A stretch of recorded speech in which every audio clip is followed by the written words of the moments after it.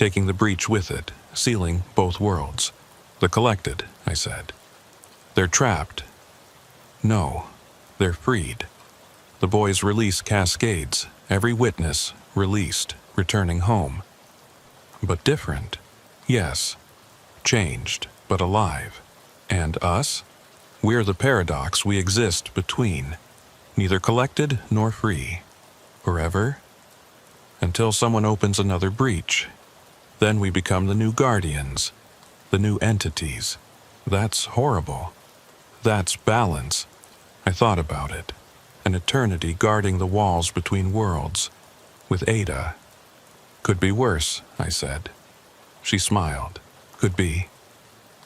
In the distance, I could see others, the volunteers who came with us, the previous guardians, all waiting. What now? I asked. Now we watch. We wait. We prevent. For how long? Until the last witness forgets. Until the last truth is buried. Until reality stops needing cracks. So, forever. Maybe. Or maybe just until tomorrow. She took my hand. We walked toward the others. Behind us, the worlds sealed. The breach closed. The collection ended. But ahead, infinity waited. And somewhere, in a rebuilt reality, Ezekiel Boone's truck was found. Medical supplies delivered. Lives saved. A small redemption in an ocean of loss. But sometimes small redemptions are enough. Sometimes they're everything.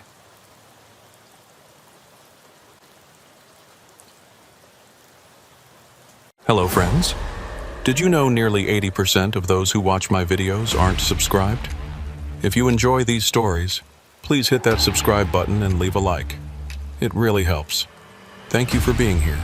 By the way, where are you watching from? Let me know in the comments.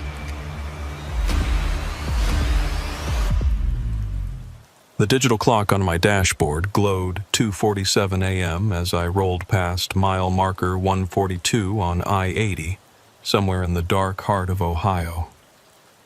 My name's Dale Morrison, and I've been hauling freight across these Midwest highways for 12 years now. 12 years of endless asphalt, truck stop coffee, and lonely nights watching the white lines blur together under my headlights. But nothing, and I mean nothing, could have prepared me for what I found at that rest area. It started 3 weeks ago. I was running a regular route from Cleveland to Des Moines, hauling automotive parts in my Peterbilt. The kind of run I could do with my eyes closed, if that wasn't a spectacularly bad idea for a trucker. I'd been driving for about 6 hours straight, and my bladder was screaming at me something fierce. The next truck stop was still 40 miles out, but I remembered there was a rest area coming up in about 5 miles. One of those old ones Ohio built back in the 70s. Just a parking lot, some picnic tables, and a concrete block building with restrooms. When I pulled off the highway and into the rest area, my headlights swept across the parking lot, and something immediately felt off. There were 5 vehicles parked there, a silver Honda Accord, a blue Ford F-150, a white Chevy Suburban, a red Toyota Camry, and an old green Plymouth sedan that looked like it hadn't moved since Reagan was president. They were all parked at odd angles, not in the marked spaces, but scattered randomly across the lot like toys dropped by a careless kid. I pulled my rig to the far end of the lot, keeping my engine running. Through my windshield, I could see the vehicles clearly in the yellow glow of the overhead lights. Every single one had its driver's door hanging open, not just unlocked, wide open, like the occupants had jumped out in a hurry and never bothered to close them. The hair on the back of my neck stood up. In 12 years of driving, I'd stopped at hundreds of rest areas, and I'd never seen anything like this. My first thought was maybe there'd been some kind of emergency, a medical situation where everyone had rushed to help someone. But the parking lot was dead silent. No people, no movement, nothing. I sat there for a full minute, just watching and listening. The only sound was the low rumble of my engine and the distant hum of traffic on the highway. My bladder was still complaining, but suddenly taking a leak didn't seem quite so urgent. Something was very wrong here, and every instinct I had was telling me to drop the transmission into gear and get the hell out. But curiosity is a dangerous thing. I grabbed my flashlight from the door pocket, one of those heavy mag lights that doubles as a club if necessary, and climbed down from my cab. The autumn air was cold and damp, carrying the smell of dead leaves and something else I couldn't quite place. Something metallic and wrong. I walked toward the nearest car, the Honda Accord. My boots crunched on the gravel, the sound impossibly loud in the silence. As I got closer, I could see the interior dome light was on, casting a weak glow over empty seats. The keys were still in the ignition, and the dashboard lights were on, though the engine was off. A purse sat on the passenger seat, its contents spilled across the upholstery, wallet, lipstick, cell phone. The phone's screen was cracked, like it had been dropped. I moved to the Ford pickup. Same story, door open, keys in the ignition, nobody home. There was a half-eaten sandwich on the dashboard and a thermos of coffee in the cup holder. I touched the thermos with the back of my hand. Still warm. My mouth went dry. Whatever had happened here, it had happened recently. Maybe in the last hour, possibly less. The smart thing would have been to get back in my truck and call 911. Let the cops sort this out. But I kept walking, drawn by some morbid fascination I couldn't explain. The Suburban was next. This one was different. The back seats were full of luggage and kids' toys. A portable DVD player was still running, playing some animated movie on a loop. The screen cast flickering blue light through the windows. On the driver's seat was a road atlas, open to Ohio, with a route highlighted in yellow marker. That's when I noticed the first strange detail that would haunt me for weeks. On the inside of the open driver's door, there were scratches in the plastic, deep gouges, like someone had clawed at it desperately. And at the edge of the door frame, caught on a sharp bit of metal, was a small piece of fabric. Plaid flannel, the kind you'd see on 1,000 different shirts at any truck stop in the Midwest. I was reaching for the fabric when I heard it, a sound that made my blood run cold. It was coming from the restroom building, maybe 50 yards away. A rhythmic thumping, like someone banging on a door. Thump, thump, thump. Steady and deliberate. I stood frozen, flashlight beam wavering in my suddenly unsteady hand. The thumping continued, neither speeding up nor slowing down, just that steady, methodical beat. Thump, thump, thump. Every horror movie I'd ever seen was screaming at me to leave. Get in the truck, drive away, forget this place existed. But there was a possibility, however slim, that someone needed help. Maybe someone was trapped in there. Maybe that's where all the people from these cars had gone. I started walking toward the restroom building, my flashlight beam cutting through the darkness. The building was a low, rectangular structure made of brown brick with 2 entrance doors, one for men, one for women. The thumping was coming from inside, but I couldn't tell which side. As I got closer, I noticed something else that made my skin crawl. The ground around the building was covered in footprints, hundreds of them, all going in different directions.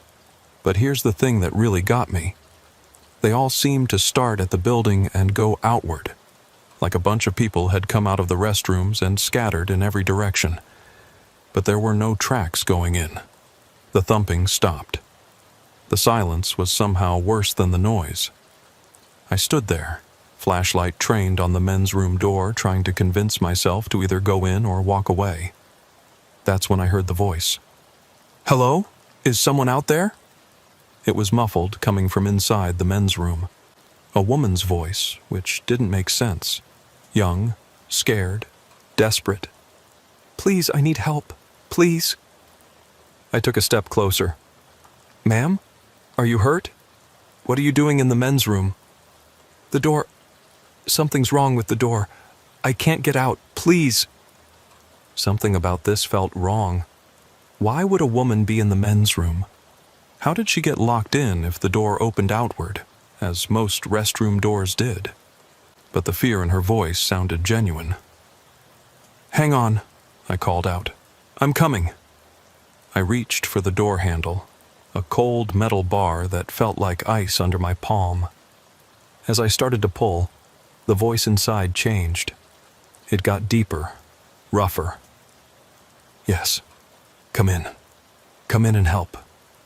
I jerked my hand back like I'd been burned. That wasn't the same voice. It wasn't even close. It sounded like someone doing a bad impression of the woman's voice, like they'd forgotten what they were supposed to sound like halfway through the sentence. I backed away from the door, my heart hammering in my chest. The thumping started again, but now it was coming from both restroom doors. Thump, thump, thump, in perfect synchronization. That's when I saw something that made me run. Really run, not just back away, but full-on sprint to my truck. In the narrow gap under the men's room door, illuminated by my swinging flashlight beam, I saw fingers. Dozens of them pressing out from under the door, feeling around like blind worms. But they were all wrong, too long, too many joints, bending in ways fingers shouldn't bend. I ran harder than I'd run in years, my boots slipping on the gravel. Behind me, I heard the restroom doors bang open and something that sounded like multiple people running, but with a weird off-rhythm gait, like they were all trying to run in sync but couldn't quite manage it. I practically flew up into my cab, slamming the door behind me and throwing the locks. My hands were shaking so bad it took me 3 tries to get the truck in gear. As I started to pull out, my headlights swept across the restroom building one more time. There were people standing there, maybe a dozen of them, all perfectly still, all facing my truck. Men, women, even a couple of kids. They looked normal enough from a distance, but something about the way they stood was wrong. Too still, too synchronized. Like mannequins that had been posed by someone who didn't quite understand how humans were supposed to stand. I gunned it out of there, my trailer fishtailing as I merged back onto I-80. In my mirrors, I could see them still standing there, watching, until the darkness swallowed them up. I drove for another hour before I stopped at a well-lit truck stop full of people. Normal people who moved like people should move. I called the Ohio State Highway Patrol and reported what I'd seen, leaving out the weird parts and just telling them about the abandoned vehicles. They said they'd send someone to check it out. The next morning, I saw a small item in the news. 5 vehicles found abandoned at a rest area on I-80. No signs of the owners. Police investigating. No mention of anything else. I thought that would be the end of it. I changed my route, started taking I-70 instead of I-80. Told myself it was just a weird night. Maybe some kind of elaborate prank or something I didn't understand. But a week later, I was talking to my buddy Earl at a truck stop in Indiana, and he mentioned something that made my blood run cold. "Strangest thing," he said, stirring sugar into his coffee. "I stopped at that rest area near mile marker 142 last night. You know, the old one? There were 5 cars in the lot, all with their doors open. Gave me the creeps, so I didn't even stop. Just pulled right through." "What kind of cars?" I asked, though I already knew the answer. "Let's see. A silver Honda, a blue pickup, white Suburban, red Camry, and some old green beater. Plymouth, I think." The same cars. Exactly the same cars. "What time was this?" I asked. "Oh, about 2:30 in the morning. Why?" I didn't answer. I couldn't. Because if Earl had seen those same cars a week after I had, then something was happening at that rest area that defied explanation. Either those cars had been returned somehow, or what I'd seen hadn't been abandoned cars at all, but something else. Something that looked like abandoned cars. Something that wanted people to stop and investigate. I started asking around, casual-like, whenever I met other truckers. Had anyone else stopped at that rest area? Seen anything weird? The stories I heard made me wish I hadn't asked. Randy from Columbus said he'd stopped there 2 weeks ago. Same cars, same open doors. But he'd heard children laughing from inside the restroom building. The laugh of kids playing, except it was 3 a.m. and there were no kids anywhere. Vince, who runs refrigerated goods to Chicago, said he'd pulled in there just to turn around, didn't even stop. But as he was backing up, he swore he saw faces in all the car windows, pressed against the glass, watching him. When he looked again, they were gone. Lloyd told me the worst story. He'd actually gotten out and walked to the restroom. Said the door was propped open, and inside, the lights were flickering. In the flashing light, he saw people standing in the stalls, facing the walls, completely motionless. He counted 6 people in a restroom that only had 3 stalls. He backed out real quiet and drove 8 hours straight without stopping. But here's the thing that really messed with my head. I looked up the news reports, going back years. Every few months, there'd be a small article about abandoned vehicles found at rest areas along I-80. Different rest areas, but always the same pattern. Cars with doors open, no sign of the occupants, personal belongings left behind. The articles would mention search efforts, investigations, but never any follow-ups, never any resolution, like the people just vanished into thin air. I started keeping a log, tracking the incidents.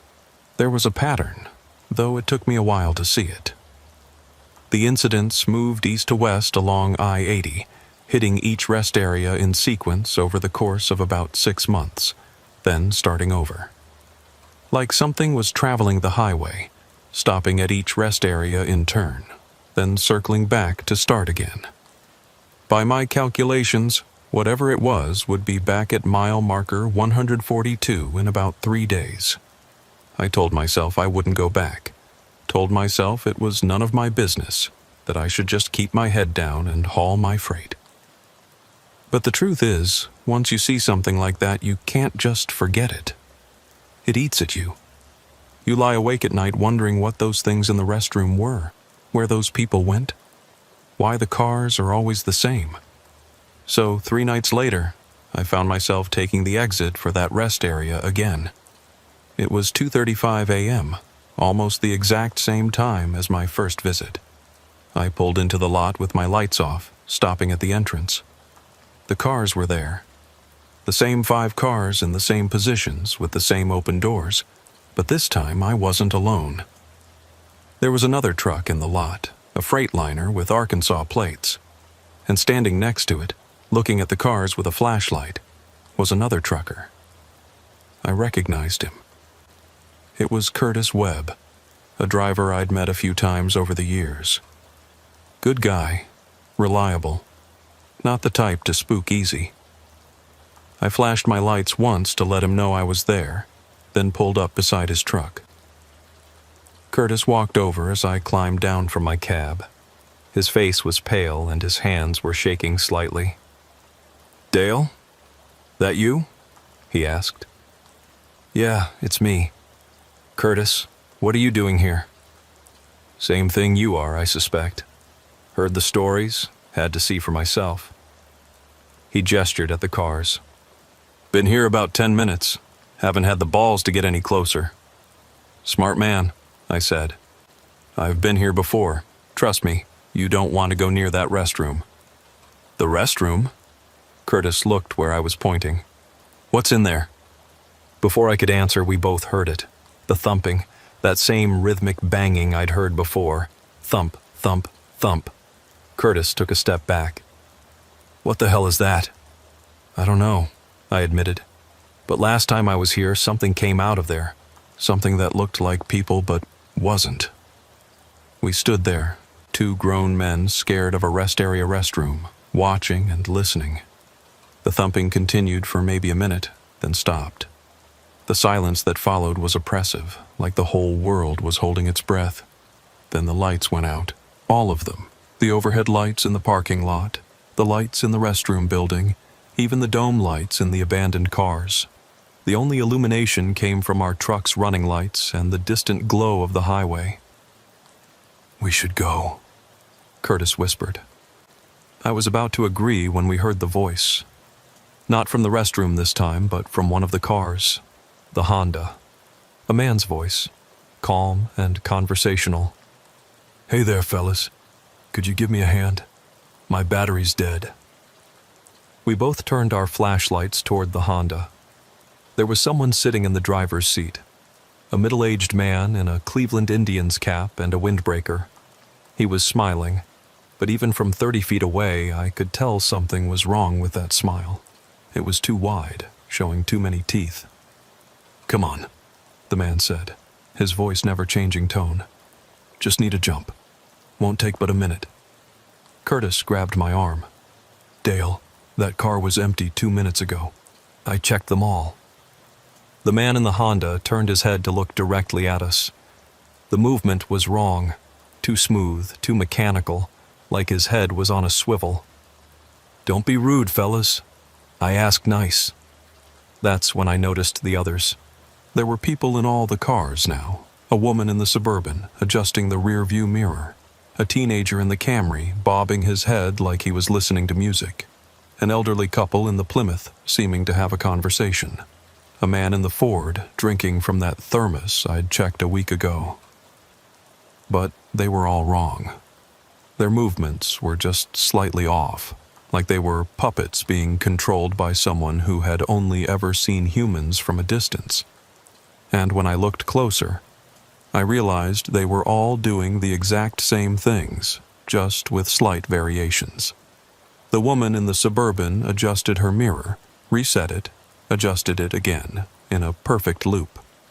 The teenager's head bobbing never varied in rhythm. The elderly couple's mouths moved in the same pattern over and over. "Curtis," I said quietly, "we need to leave. Right now." But Curtis was already backing toward his truck. "Way ahead of you." The man in the Honda opened his door and stepped out. Under the weak light from our trucks, I could see him more clearly, and I wished I couldn't. His clothes looked normal enough, but his skin had a weird, waxy sheen to it, like a mannequin that had been painted to look alive. And his eyes didn't reflect light the way eyes should. "Rude," he said, still in that same conversational tone. "Very rude." All the car doors opened at once. The sound, 5 doors swinging open in perfect unison, made my skin crawl. The people inside started getting out, moving with that same slightly wrong gait I remembered from my first visit. Curtis and I ran for our trucks. As I climbed into my cab, I saw something that nearly made me fall right back out. In my passenger seat was a woman, young, pretty, wearing a waitress uniform from some diner. She was smiling that same too wide smile. "Hi there," she said brightly. "Going my way?" I yanked open my door and literally fell out of the truck, landing hard on the gravel. The woman laughed, a sound like breaking glass, and started to climb across to the driver's seat. I scrambled to my feet and ran to Curtis's truck, yanking on the passenger door. Locked. "Curtis, open up!" Curtis was fighting with something in his cab. Through the window, I could see another figure in there with him, arms wrapped around him from behind. Curtis was trying to push it off, but it held on with inhuman strength. Behind me, I heard doors slamming and footsteps on gravel. Those things from the cars were coming. I grabbed the biggest rock I could find and smashed Curtis's passenger window, reaching in to unlock the door. As I climbed in, Curtis finally managed to throw the thing off him. It hit the driver's door and slumped down, and I got my first good look at it. It was wearing Curtis's clothes. It had Curtis's face. But it was like a rough copy, the details not quite right. The eyes were the wrong shade, the nose slightly off-center, the hair parted on the wrong side. The real Curtis started his engine, throwing the truck in gear. "What the hell? What the hell? What the hell?" "Drive!" I shouted. He didn't need to be told twice. We roared out of that rest area, tires squealing. In the side mirror, I saw them standing in the parking lot.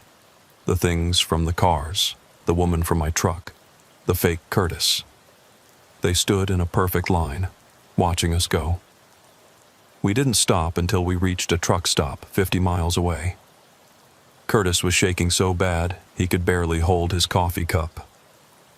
We sat in a booth in the back where we could see everyone who came in. "What were those things?" Curtis asked for the 5th time. "I don't know. I really don't." "That thing in my truck? It looked like me, Dale. How is that possible?" I didn't have an answer. We sat there until the sun came up, neither of us wanting to get back on the road. Finally, Curtis said he was done. He was going to drive his truck back to the company, turn in his keys, and find another line of work. Last I heard, he was working construction in Little Rock. Me? I kept driving. But I changed my routes, stayed away from I-80 for months, tried to forget what I'd seen, tried to convince myself it was some kind of hallucination or maybe an elaborate hoax. But then, about 2 months later, I got a call from Earl. He was in the hospital in Toledo, pretty banged up, but alive. He'd been driving on I-80 and decided to stop at that rest area around 2:45 a.m. despite everything I'd told him. Said he just had to see for himself. The cars were there, of course. But this time, Earl said, one of them was his car. A 2015 Dodge Ram, same color, same license plate, right down to the air freshener hanging from the mirror. And sitting in the driver's seat was Earl himself. Or something that looked exactly like Earl. He said he stood there, frozen, staring at himself through the windshield.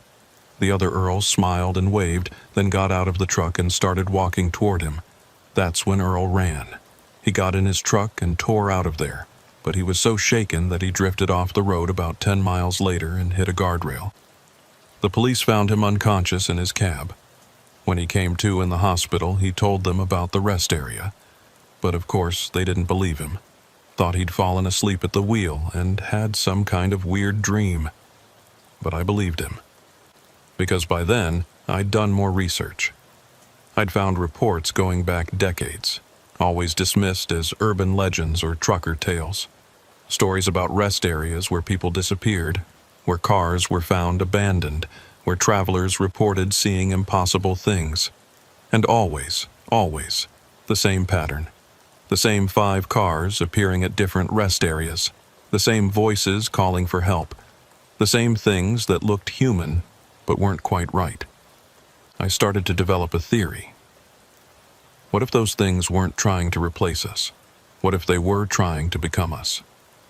Learning by observation, getting better at mimicking human behavior each time someone stopped to investigate? That would explain why the copies were getting more convincing.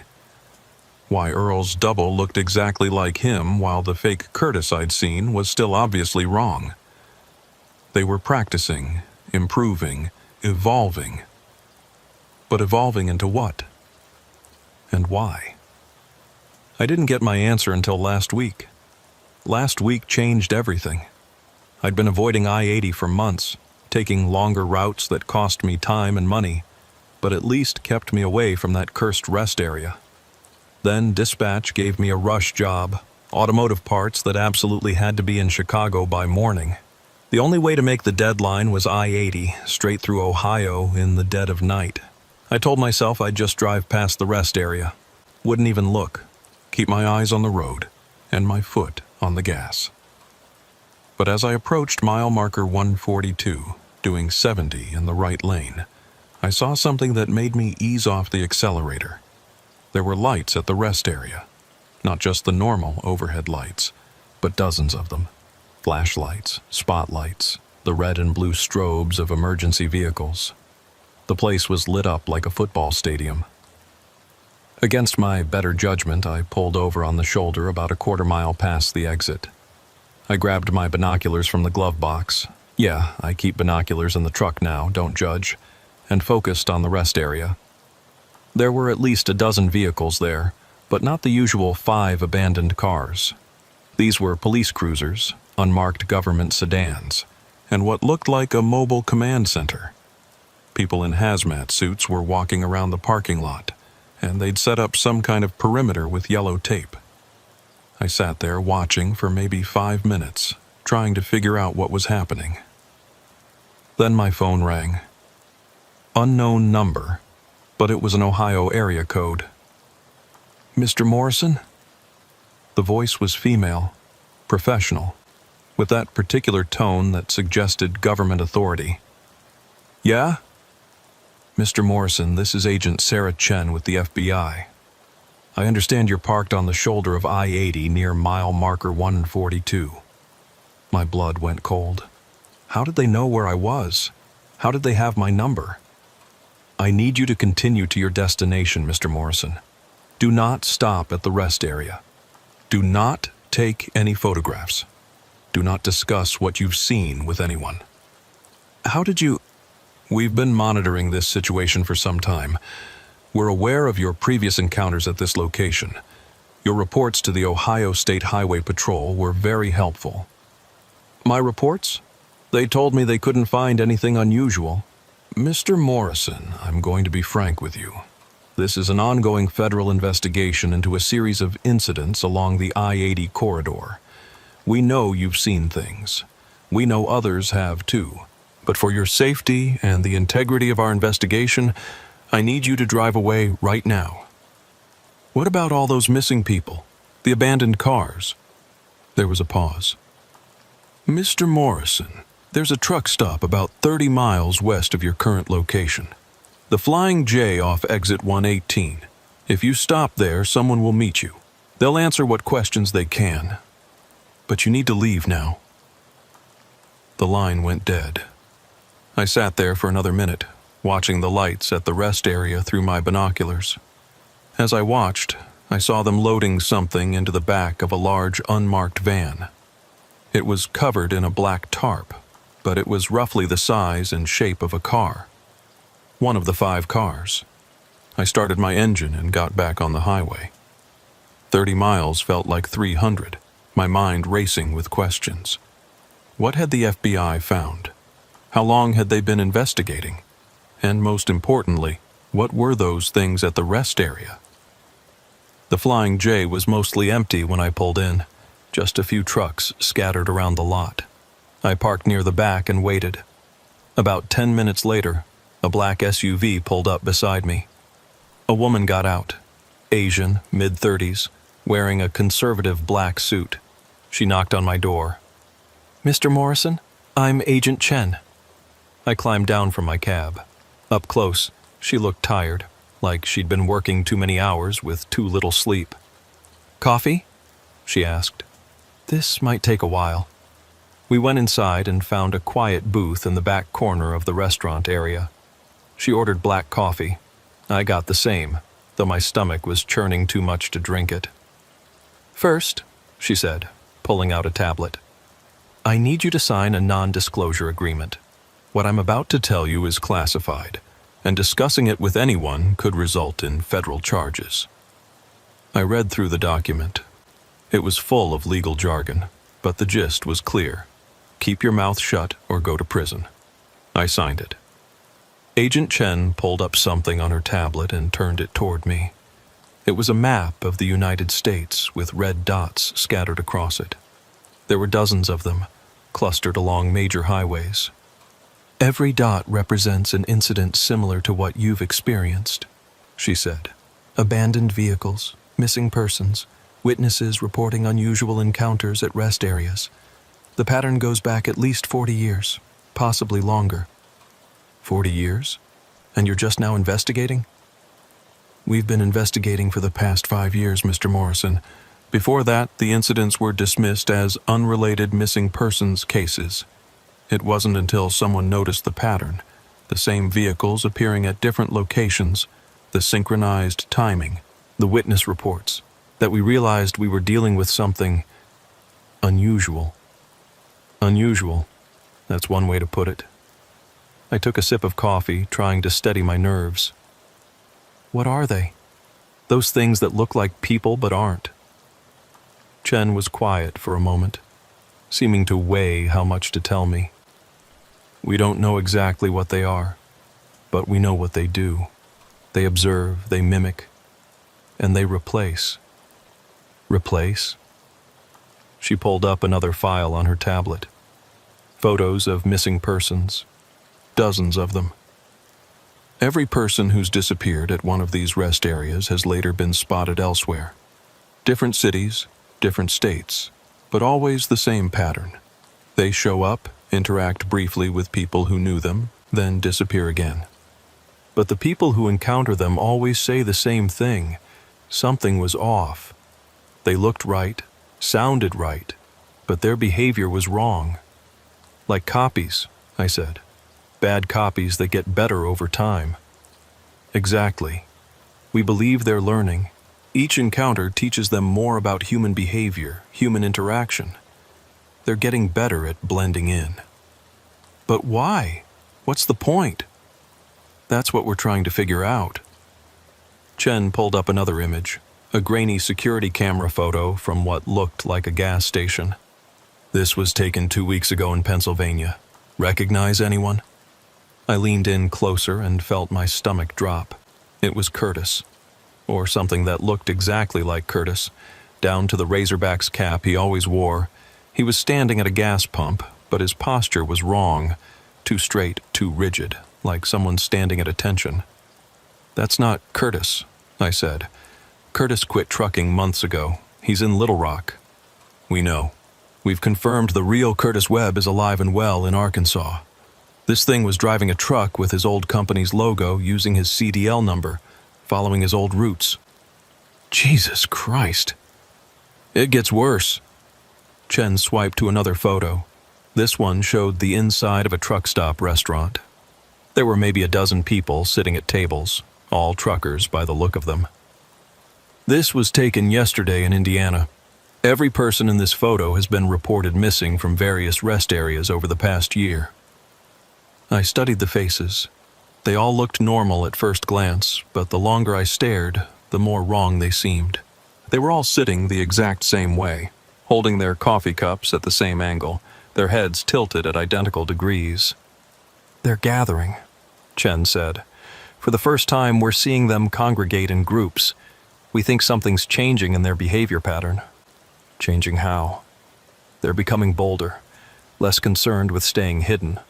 3 days ago, one of them walked into a DMV in Nebraska and tried to renew a license for someone who'd been missing for 6 months.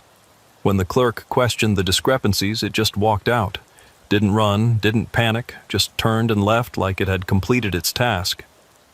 So what are you doing about it? That scene at the rest area. We're trying to capture one, Chen admitted. Every time we've gotten close before, they've simply vanished. Left the vehicles, left the area, just gone. But tonight, we have the entire rest area surrounded. Thermal imaging, motion sensors, the works. If one of those things shows up, we'll get it. My phone buzzed. A text from Earl. You seeing this? With a link to a news article. The headline read, "Multiple truck stops report strange encounters with familiar strangers." Chen saw me reading. That's going to be pulled from the web within the hour. We're trying to keep this contained, but it's getting harder. More people are noticing the pattern. What do you want from me? I asked. Information. You've had more encounters than almost anyone else who's still... She paused. Still alive? Still accounted for, she corrected, though I wasn't sure that was better. We need to know everything you remember, every detail, no matter how small. So I told her everything. The fingers under the door, the woman in my truck, the fake Curtis. She recorded it all, occasionally asking for clarification or additional details. When I finished, she was quiet for a long moment. The fingers, she finally said. You're sure they had too many joints? Positive, like they had an extra knuckle or two. She made a note on her tablet. That's consistent with other reports. We think they might not be fully physical. Not in the way we understand it, anyway. What does that mean? Have you ever heard of dimensional fold theory? I shook my head. The simplified version is that our reality might exist alongside other realities, separated by barriers we can't normally perceive. Sometimes these barriers weaken at certain locations, places where traumatic events occurred or where specific geological conditions exist, or sometimes for reasons we don't understand. You're saying these things are from another dimension? We're saying it's one possibility. The abandoned vehicles could be anchor points, objects from our reality that they use to maintain a connection. The mimicry could be their way of trying to exist in our world, copying our forms because they don't have stable ones of their own. That's insane. 6 months ago, I would have agreed with you. Chen rubbed her eyes. But we've exhausted every conventional explanation. These things don't show up on thermal imaging. They don't leave DNA evidence. They can appear and disappear without any trace. Either we're dealing with something beyond our current understanding of physics, or what? Or they're very good at making us think that's what they are. My phone rang. It was dispatch, probably wondering why I'd stopped. I let it go to voicemail. There's something else, Chen said. We've detected a pattern in their movements. They're not random. The rest areas they appear at, the sequence they follow, it's deliberate. They're moving toward something. Toward what? Chicago. Every route they follow eventually leads to Chicago. We don't know why, but we think something's going to happen there. Soon. I thought about my load, the automotive parts that absolutely had to be in Chicago by morning. The rush job that forced me to take I-80. Was that really a coincidence? I need to go, I said. I have a delivery. Mr. Morrison, Dale, I need you to understand something. You're not safe. None of the witnesses are. We've been monitoring all of you, trying to provide protection without being obvious about it. But 3 witnesses have disappeared in the past month. People who saw what you saw, who knew what you know. Are you saying those things are hunting us? I'm saying be careful. Stay in populated areas. Don't stop at isolated rest areas. And if you see anything unusual, call this number immediately. She handed me a business card with just a phone number on it, no name or agency identification. I stood to leave, then thought of something. Agent Chen, those 5 cars at the rest area, who did they belong to originally? The real ones, I mean. She hesitated. The Honda belonged to a teacher from Akron who disappeared in 1981. The Ford was reported stolen from a dealership in 1987, but the owner was never found. The Suburban belonged to a family of 4 who vanished during a road trip in 1993. The Camry was abandoned after its owner went missing in 2001. And the Plymouth? What about the Plymouth?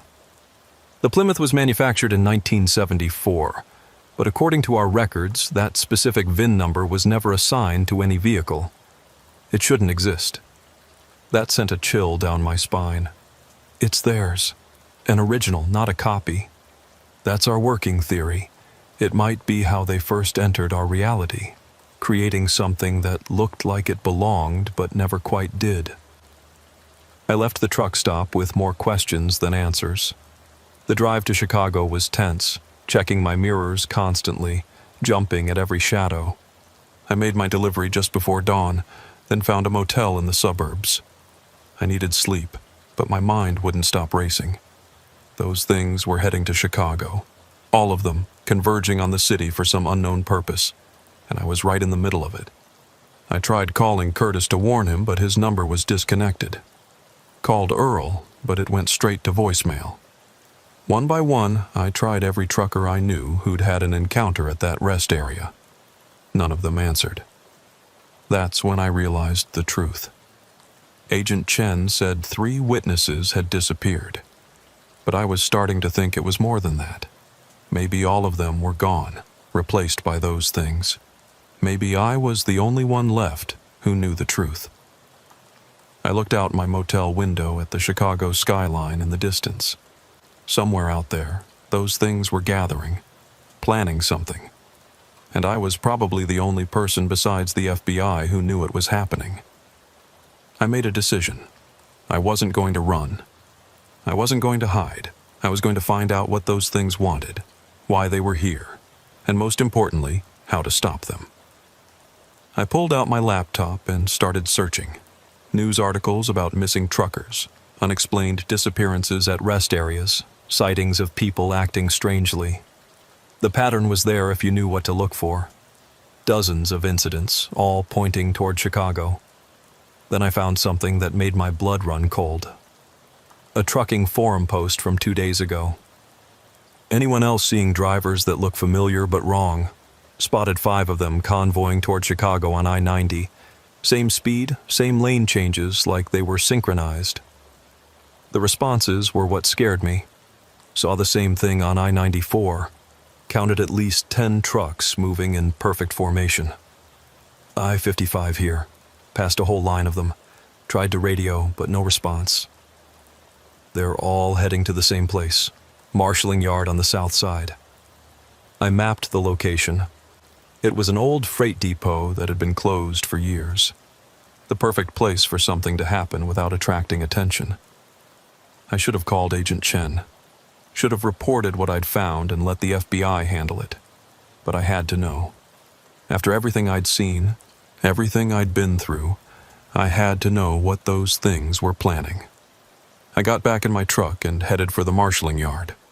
It was full dark by the time I arrived, and the place looked deserted from the street. But I could see lights in the distance, behind the old warehouse buildings.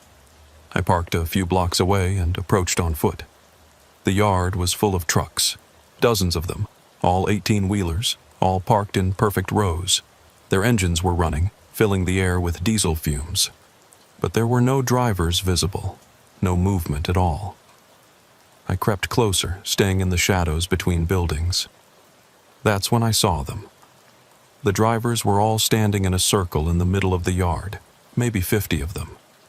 They were completely still, facing inward, like they were waiting for something. I recognized some of the faces. Curtis was there, or the thing pretending to be Curtis. Earl, too, and Lloyd, and at least a dozen other drivers I'd met over the years. All of them replaced, all of them wrong. Then, something happened that I'll never forget. They all turned their heads at exactly the same moment, looking up at the sky. Their mouths opened in unison, and a sound came out. Not words, but a low, thrumming hum that made my teeth ache. The air in the center of their circle began to shimmer, like heat waves rising from hot asphalt. The shimmer grew larger, more defined, until it looked like a vertical pool of mercury hanging in the air. Through it, I could see something. Another place, with structures that hurt to look at, all wrong angles and impossible geometry. One of the fake drivers stepped forward, the one wearing Curtis's face. It spoke, but not in Curtis's voice. The sound was layered, like multiple people talking at once. The pathway is stable. Begin the transfer. The others started moving toward the shimmering portal, walking in perfect synchronization. But they weren't just walking through. As each one entered, they seemed to unfold, revealing their true forms. Things that were definitely not human, all writhing tendrils and too many eyes, shapes that shouldn't exist in three-dimensional space. I must have gasped or made some sound, because suddenly every head turned toward my hiding spot. 50 pairs of eyes that looked human but weren't, all staring directly at me. The fake Curtis smiled. "Mr. Morrison, we've been waiting for you." I ran. Behind me, I heard footsteps, dozens of them, all perfectly synchronized, gaining on me. I made it to my truck, fumbled with the keys, got the engine started just as they reached the street. In my mirrors, I saw them standing there, watching me drive away. They didn't pursue. They just watched. I drove straight to the nearest police station, burst in babbling about invasions and portals and things that weren't human. They thought I was crazy or on drugs. By the time I convinced them to send someone to check, the marshalling yard was empty. No trucks, no portal, no evidence that anything had happened. Agent Chen called me an hour later. "You were supposed to stay away." "Did you know? About the portal?" About what they really are? We suspected. Mr. Morrison, you need to come in. We need to debrief you properly. They knew my name, I said. The fake Curtis knew who I was. They were waiting for me. I know. That's why you need to come in. You're not safe. I hung up, because I'd finally figured it out. The reason they kept appearing at the same rest area, with the same cars.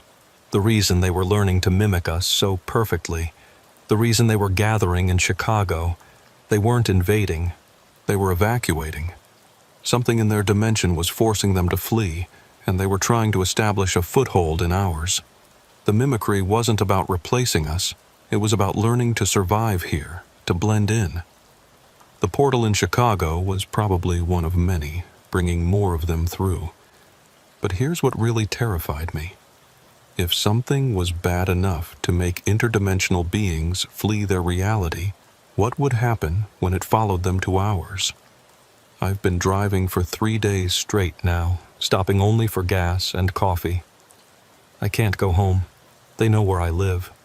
Can't trust other truckers. I don't know who's real anymore. The FBI keeps calling, but I don't answer. How do I know Agent Chen is who she claims to be? How do I know she's even human? The news is starting to report strange incidents across the Midwest. Unexplained disappearances, sightings of unusual phenomena, emergency services responding to calls that turn out to be false alarms at empty locations. The government is calling it mass hysteria, but I know better.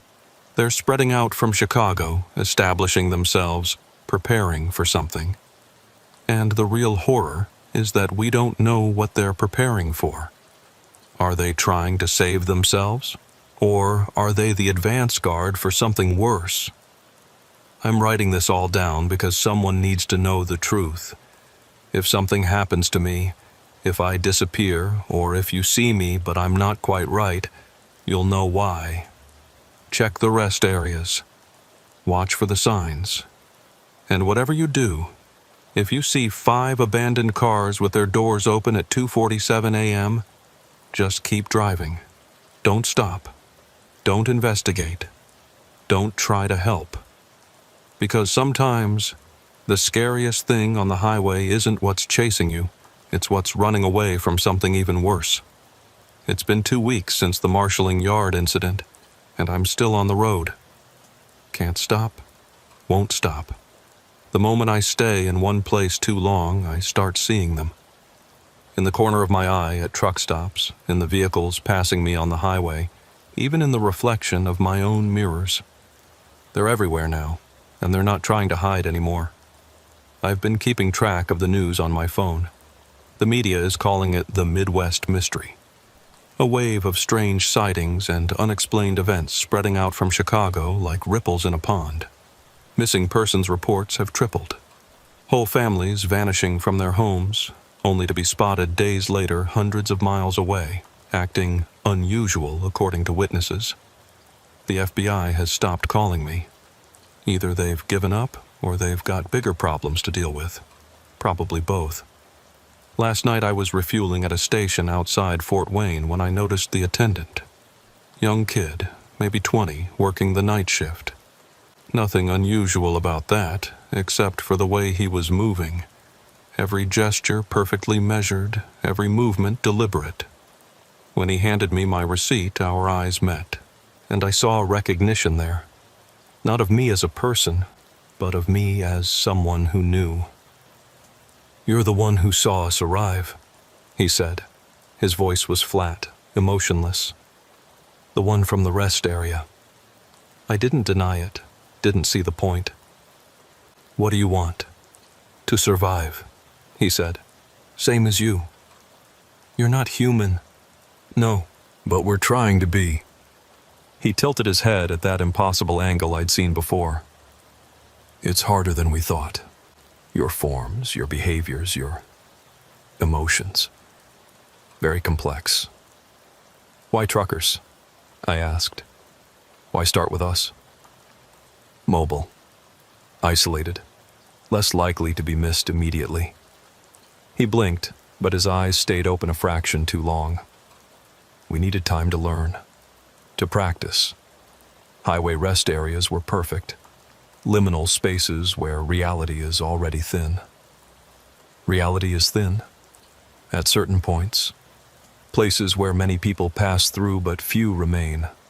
Airports, train stations, rest areas.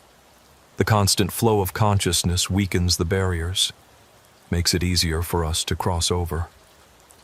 Cross over from where?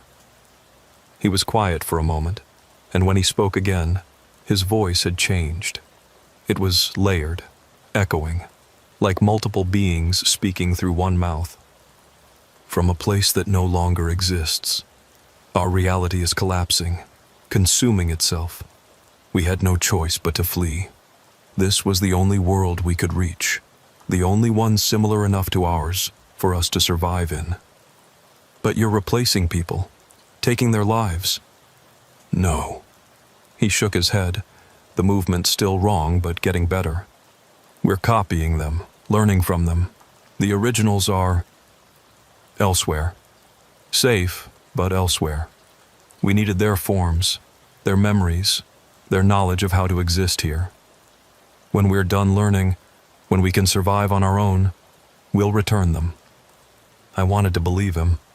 God help me. I wanted to believe these things were just refugees trying to survive. But then I remembered the terror in that rest area, the wrongness of those fingers under the door, the fake Curtis with his too wide smile. What about the ones who fought back, the ones who ran? The kid's expression didn't change. Mistakes were made. We didn't understand fear at first, didn't realize how it would affect you.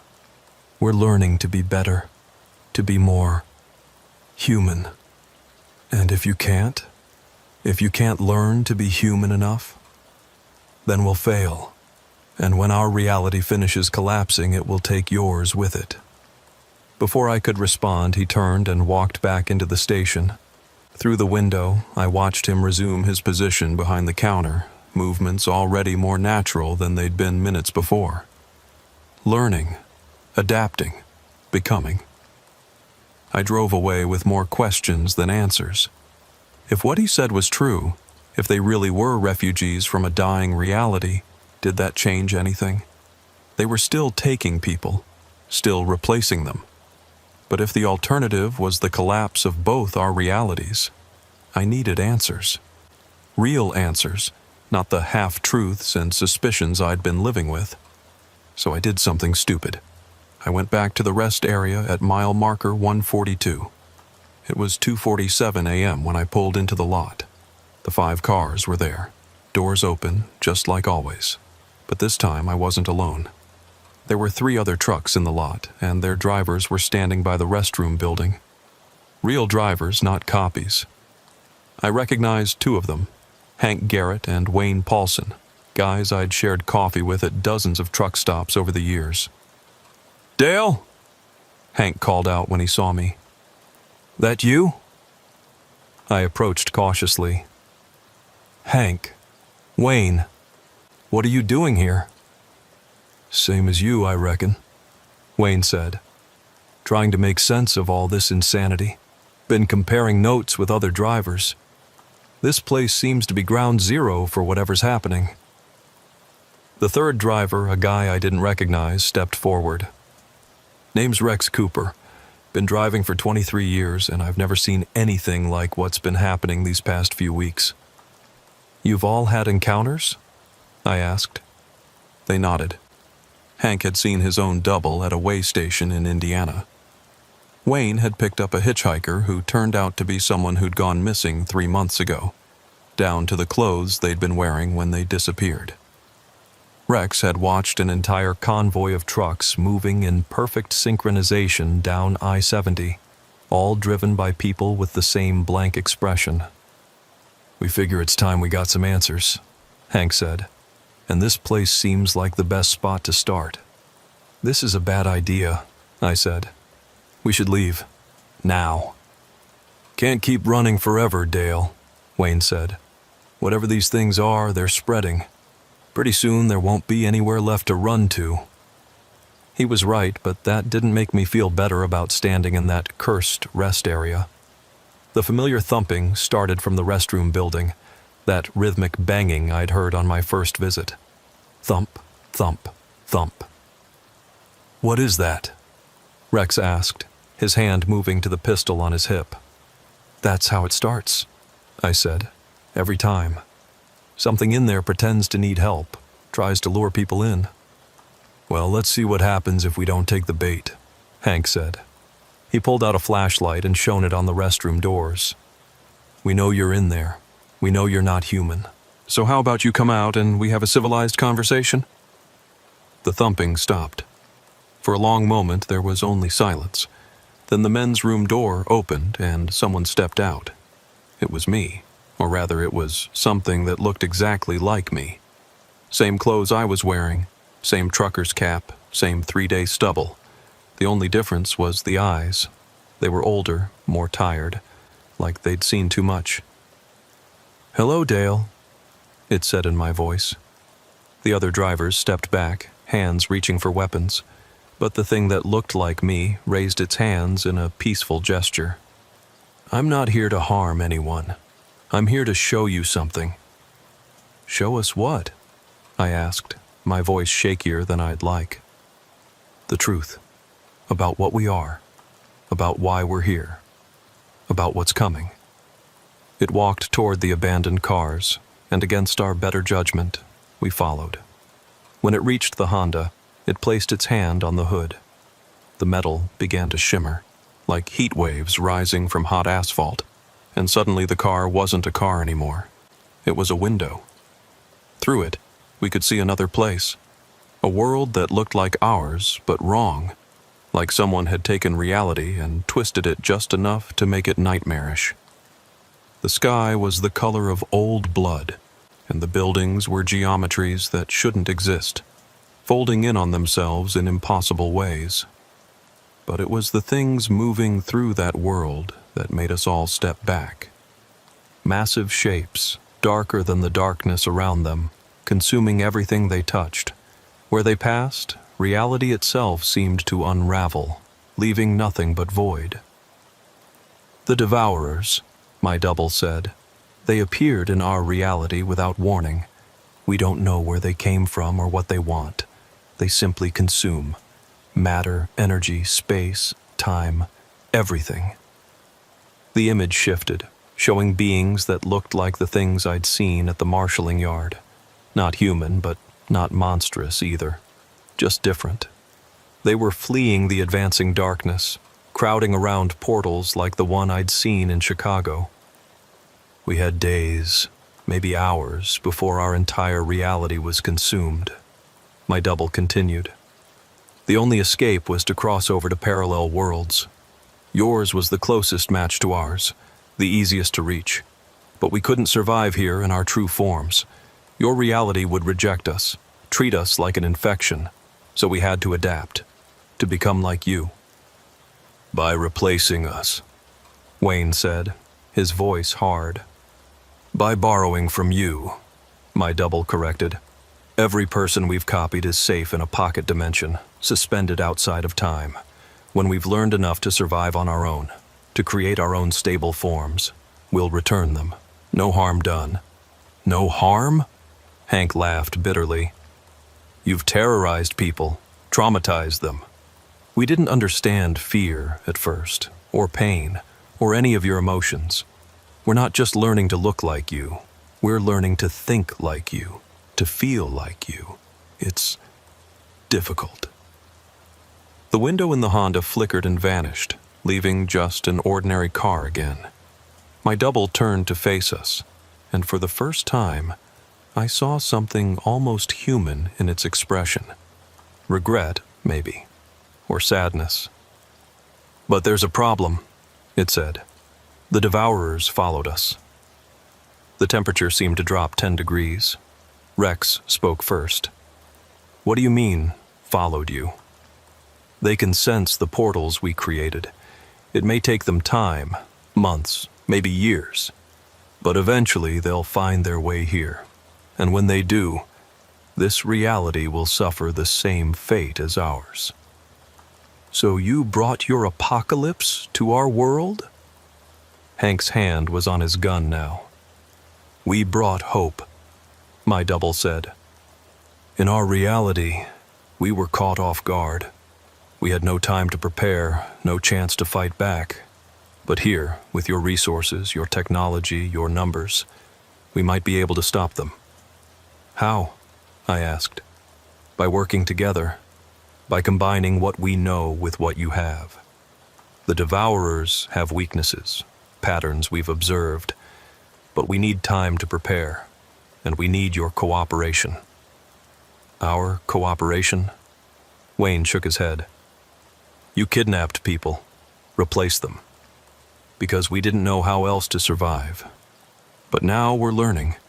The ones like me who've achieved stable forms, we can teach the others, guide them, help them integrate without replacing anyone else. But we need your help. I looked at the other drivers. They were scared, angry, confused, same as me. But underneath all that, I saw something else. The recognition that this was bigger than just us, bigger than just our fear. What about the FBI? I asked. They know about you. Some do. We've been in contact with certain elements of your government. Not all are receptive, but some understand the necessity of cooperation. Agent Chen, for instance, has been advocating for a peaceful solution. Chen knew? She suspected. We confirmed her suspicions 3 days ago. She's been working to arrange a meeting between our representatives and your leaders. But there are those in your government who see us only as invaders to be destroyed. They don't understand that we're all facing the same threat now. My phone buzzed. A text from an unknown number. Dale, this is Chen. I know where you are. Don't trust it. They're not what they claim. Get out now. My double saw me reading the message. She's partially right not to trust us. We haven't been entirely honest, but neither has she. What do you mean? Ask her about Project Threshold. Ask her how long the government has really known about the weak points in reality. Ask her what they found in Nevada in 1987. Another text from Chen. Whatever it's telling you is a manipulation. They're dangerous. Extraction team inbound. I could hear helicopters in the distance getting closer. The other drivers heard them too. We need to go, Hank said. My double shook its head. It's too late for that. They'll be here in minutes. But before they arrive, you need to see one more thing. It walked to the restroom building, to the same door I'd almost opened weeks ago. This time, it pulled it wide open. Inside, instead of a restroom, was a vast space that shouldn't have been able to fit in that small building. Rows and rows of what looked like glass coffins, each containing a person.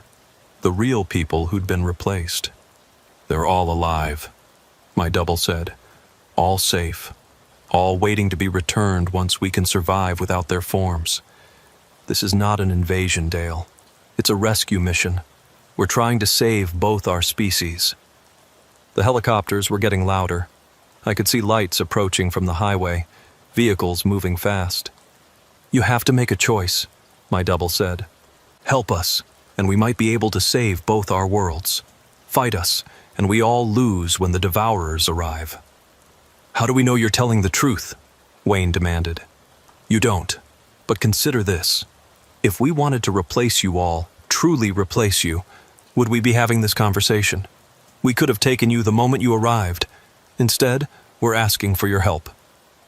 The first helicopter appeared overhead, searchlight blazing down on us. Government SUVs screeched into the parking lot, agents in tactical gear pouring out. Drop your weapons! Someone shouted through a megaphone. Everyone on the ground, now! My double looked at me one last time. The rest area will remain. The cars will always be here at 2:47 a.m. When you're ready to hear the whole truth, come back. Alone. Then it simply vanished. Not dramatically, not with any special effects. One moment it was there, the next it wasn't. The restroom door slammed shut, and when agents kicked it open moments later, it was just a normal restroom again. We spent the next 6 hours being interrogated separately. They wanted to know everything we'd seen, everything the entity had said. Agent Chen questioned me personally, and she looked exhausted, stressed in a way that went beyond just losing sleep. "It told you about Project Threshold," she said. It wasn't a question. "It mentioned it. What is it?" "Classified. Beyond classified. Something that officially doesn't exist. But it does exist." She was quiet for a long moment.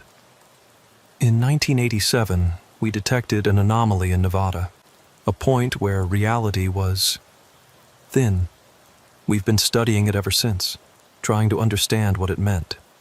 We thought we had decades before it became a problem. But then they showed up. They accelerated everything. Their arrival weakened the barriers further. What might have taken 50 years is now happening in months. The entity, my double, it said you knew the truth, that some in the government want to work with them. Some do. Others want to nuke every rest area from orbit and hope that solves the problem. The truth is, we don't know what the right answer is. We don't know if we can trust them. What do you think?" Chen rubbed her eyes. "I think we're out of our depth. I think we're dealing with something beyond our understanding and we're running out of time to figure it out. And I think they might be telling the truth about the Devourers. You've seen evidence? Residual energy readings at the portal sites. Something came through besides them, something that leaves a very different signature, something that consumes matter at the quantum level. So what do we do? Right now? We watch, we wait, we gather information, and we hope we make the right choice when the time comes." They released us that morning with strict instructions not to discuss what we'd seen, as if we could keep something like this quiet, as if the truth wasn't already spreading across every trucker forum and CB channel in the country. I'm back on the road now, hauling a load of electronics to Seattle. But I can't stop thinking about what my double showed us. The dying world, the fleeing refugees, the approaching Devourers. If it's true, if even half of it is true, then everything we thought we knew about reality is wrong, and that rest area is still out there. Still appearing at 2:47 a.m. with its 5 abandoned cars and impossible doors. Waiting for someone to come back, waiting for someone to make a choice. I think I've already made mine. Tomorrow night, I'm going back. Alone, like it asked. Because if there's even a chance that working with them could save our world, don't I have to take it? The other drivers think I'm crazy. Chen has been calling non-stop, trying to talk me out of it. But someone has to be the first to extend trust. Someone has to take the risk. Might as well be a middle-aged trucker from Ohio who's seen too much to pretend the world makes sense anymore. If you're reading this and I don't update again, you'll know what happened. Either I was wrong to trust them or I was right, and I'm somewhere learning how to fight Devourers. Either way, remember this.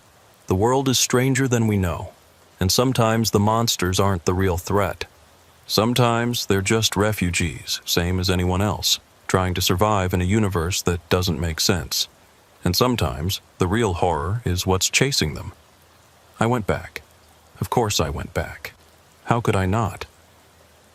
It was 2:47 a.m., 3 nights after the confrontation with the FBI. I'd driven around aimlessly for hours, trying to talk myself out of it, but something kept pulling me toward that rest area. Maybe it was curiosity, maybe it was duty, or maybe it was just the trucker in me that couldn't leave a mystery unsolved on the highway I'd called home for over a decade.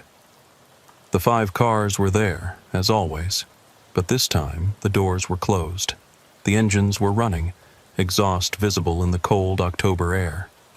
Through the windows I could see people sitting inside, not moving, not looking around, just sitting there staring straight ahead. I parked my rig and climbed down.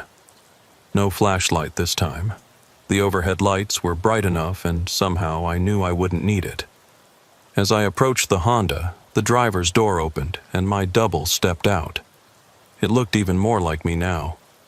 The mannerisms were perfect. down to the way I unconsciously touched my wedding ring when I was nervous, even though my divorce had been final for 3 years. "You came back," it said in my voice. "I wasn't sure you would. I need to know the truth. All of it. The truth is complicated, and showing you will be uncomfortable. I've been uncomfortable since the first night I stopped here." It almost smiled, a sad, tired expression I'd seen in my own mirror too many times. "Very well. But once you know everything, you can't unknow it. Your reality will never be the same." My reality hasn't been the same since I saw those fingers under the door. This time it did smile. "No, I suppose it hasn't. Come." It led me to the restroom building. The other car doors opened and their occupants got out. A suburban family, an elderly couple, a businessman, a teenage girl, all watching us with those two knowing eyes. "These are the originals," my double said. "The first ones we copied back in 1974. "That's impossible. They haven't aged. Time works differently in the spaces between realities. For them, it's been days. For you, decades." The businessman stepped forward. He looked like he was from the 70s. Wide tie, sideburns, the works. "My name is Richard Henley. I was driving to a conference in Chicago when I stopped here to use the restroom. That was yesterday? The day before? Time is strange here." "You've been missing for nearly 50 years, I told him. His face went pale. 50. My wife, my kids, they're being cared for," my double said gently. "All of your families are. We've been watching over them, ensuring they prosper. It was the least we could do." "You've been controlling their lives?" "Guiding, protecting, anonymous scholarships for the children, job opportunities for the spouses, medical interventions when needed.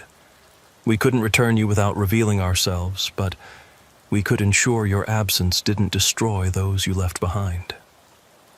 The teenage girl spoke up. "They told us everything. About their world, about what's coming. They're not the monsters here." "Then what are they?" My double gestured to the restroom door. "Come inside. See for yourself."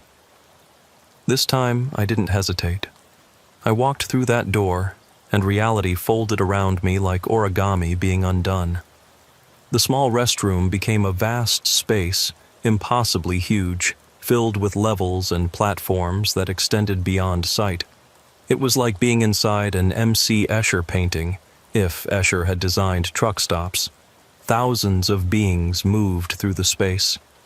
Some looked human, perfect copies like my double. Others were in transitional forms, partially transformed, and others were in their true shapes. Beautiful and terrible, geometric patterns of light and thought that hurt to look at directly. "This is a way station," my double explained.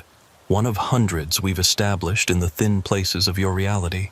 From here, we can monitor both worlds, track the devourer's approach, and coordinate our integration." "Integration, not invasion?"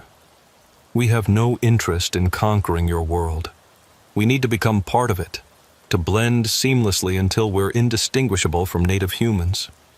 Only then can we work together to prevent what's coming." It led me to what looked like a command center. Screens, or what my brain interpreted as screens, showed various locations across the country. Rest areas, truck stops, abandoned warehouses. Each one a point where reality was thin enough for them to operate. "This is bigger than just the highways," I said. "Much bigger. But truckers were our first point of contact for a reason. You traverse the liminal spaces regularly. You're already comfortable with the strange, the unexplained. And you have a network, informal but effective, that spreads information quickly. The truckers telegraph." "Exactly. Every story shared at a truck stop, every CB conversation about weird encounters, it prepared your community for this moment. You've been our unwitting ambassadors, spreading awareness that something unprecedented was happening. On one of the screens, I saw the marshalling yard in Chicago, but now it was transformed, fortified with structures that seemed to exist in more than 3 dimensions. What is that? Our first fortress. When the Devourers arrive, it will be our primary defensive position. We're building others, but quietly. Your government knows about some, pretends not to know about others. And if the defenses fail, then both our species face extinction. My double turned to face me directly. But there's something else, something we haven't told your government. The screen changed, showing a map of the United States covered in pulsing lights, thousands of them scattered across every state. Every light represents one of us who is successfully integrated. Truckers, gas station attendants, diner workers, mechanics, people in the mobile infrastructure of your nation. We chose these roles specifically. Why? Because when the Devourers come, evacuation will be crucial. We need people who know the roads, who can move supplies, who can keep the lifelines of civilization running even in chaos. Every trucker we've replaced or copied is being trained, whether they know it or not, for the largest evacuation in human history. The weight of it hit me like a physical blow. You're preparing for war. We're preparing for survival. The war is inevitable. It followed us here. But with your world's resources and our knowledge, we might win, or at least survive long enough to find another solution. A new being approached us, one that hadn't taken human form. It was beautiful in an alien way, patterns of light flowing through crystalline structures that might have been its body. When it spoke, the sound came from everywhere and nowhere. "Show him the probability matrices," it said. My double hesitated. That might be too much. He needs to see. They all need to see. The screens changed again, showing branching paths like a massive tree. Each branch represented a possible future, glowing with different intensities. These are the possible outcomes based on our current models, my double explained. The brightest paths are the most likely. Most of the branches ended in darkness. In 87% of probable futures, the Devourers consume this reality within 50 years, the crystalline being stated. In 11%, we manage to hold them off, but at the cost of transforming Earth into a permanent battlefield. Only in 2% of futures do both our species survive and thrive. 2%? But that percentage increases with certain factors. Full cooperation between our species raises it to 8%. Immediate cessation of hostilities and beginning of joint defense preparations raises it to 15%. And there's one factor that could raise it even higher. What factor? My double and the crystalline being exchanged what I can only describe as a look, though the alien had no eyes that I could see.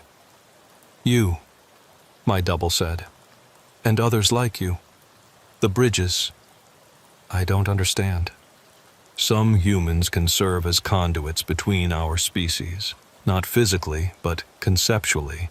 You help us understand humanity in ways that simple copying cannot achieve. And more importantly, you help humanity understand us. Every trucker who's encountered us and lived, every person who's seen beyond the fear to recognize what we really are. You're the key to that 2% becoming something more. That's why you kept the rest area running. You were looking for people who would come back. People brave enough or curious enough to seek truth rather than run from it. We found 17 so far. You're the 18th. What happened to the others? They're working with us. Some openly, like your friend Curtis. Curtis? But he quit trucking. A cover story. He's been helping us establish safe houses across Arkansas and Oklahoma. Places where newly arrived refugees from our world can learn to integrate without the traumatic encounters that marked our early attempts.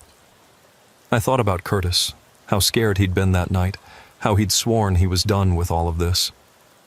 He chose to help you? After we returned the person whose form we'd copied, yes. He understood that fear had made our first interactions disastrous, but that our intentions were never hostile. The suburban family from outside had followed us in. The father, or the being copying a father's form, spoke up. My name was David Chen. I was a teacher before they copied me. When they explained what was happening, what was at stake, I volunteered to stay and help. My family thinks I died in a car accident. It's better that way. You gave up your life? I gave up one life to possibly save billions. Seemed like good math to me. The teenage girl nodded. Same here. I was nobody special, just a kid driving to college. But here, I can help save 2 worlds. How could I say no to that? I looked around at all of them, beings from another reality wearing human faces, humans who'd chosen to help them, all working together in this impossible space between worlds. It should have been terrifying. Instead, it was oddly hopeful. What do you need from me? I asked. My double smiled, a real smile this time, full of relief and something like hope. Keep driving. Keep your eyes open. Report what you see. And when the time comes, and it will come soon, help us coordinate the evacuation. Evacuation to where? We're working on that. There are other thin places, other realities we might be able to reach, but first, we need to survive the initial assault. When will they get here? The Devourers? The crystalline being pulsed with different colors. Our best estimates say between 6 months and 2 years. The portals we use to escape created ripples they can follow, but the distance between realities is vast even for them. So we have time to prepare. Some? Not enough, but some. My double led me back toward the exit.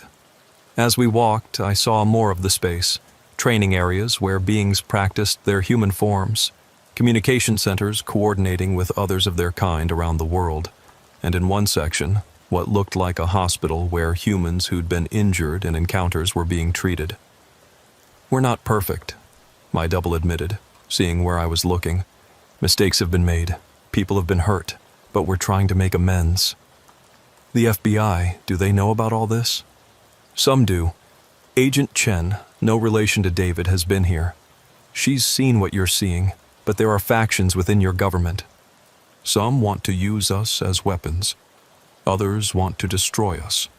A few, like Chen, want to find a path to coexistence. And if the hardliners win, then we all lose. The energy required to fight both your species and the Devourers would leave us too weak to mount an effective defense. That's why we need people like you, trusted voices in the community who can speak to what we really are. We reached the door.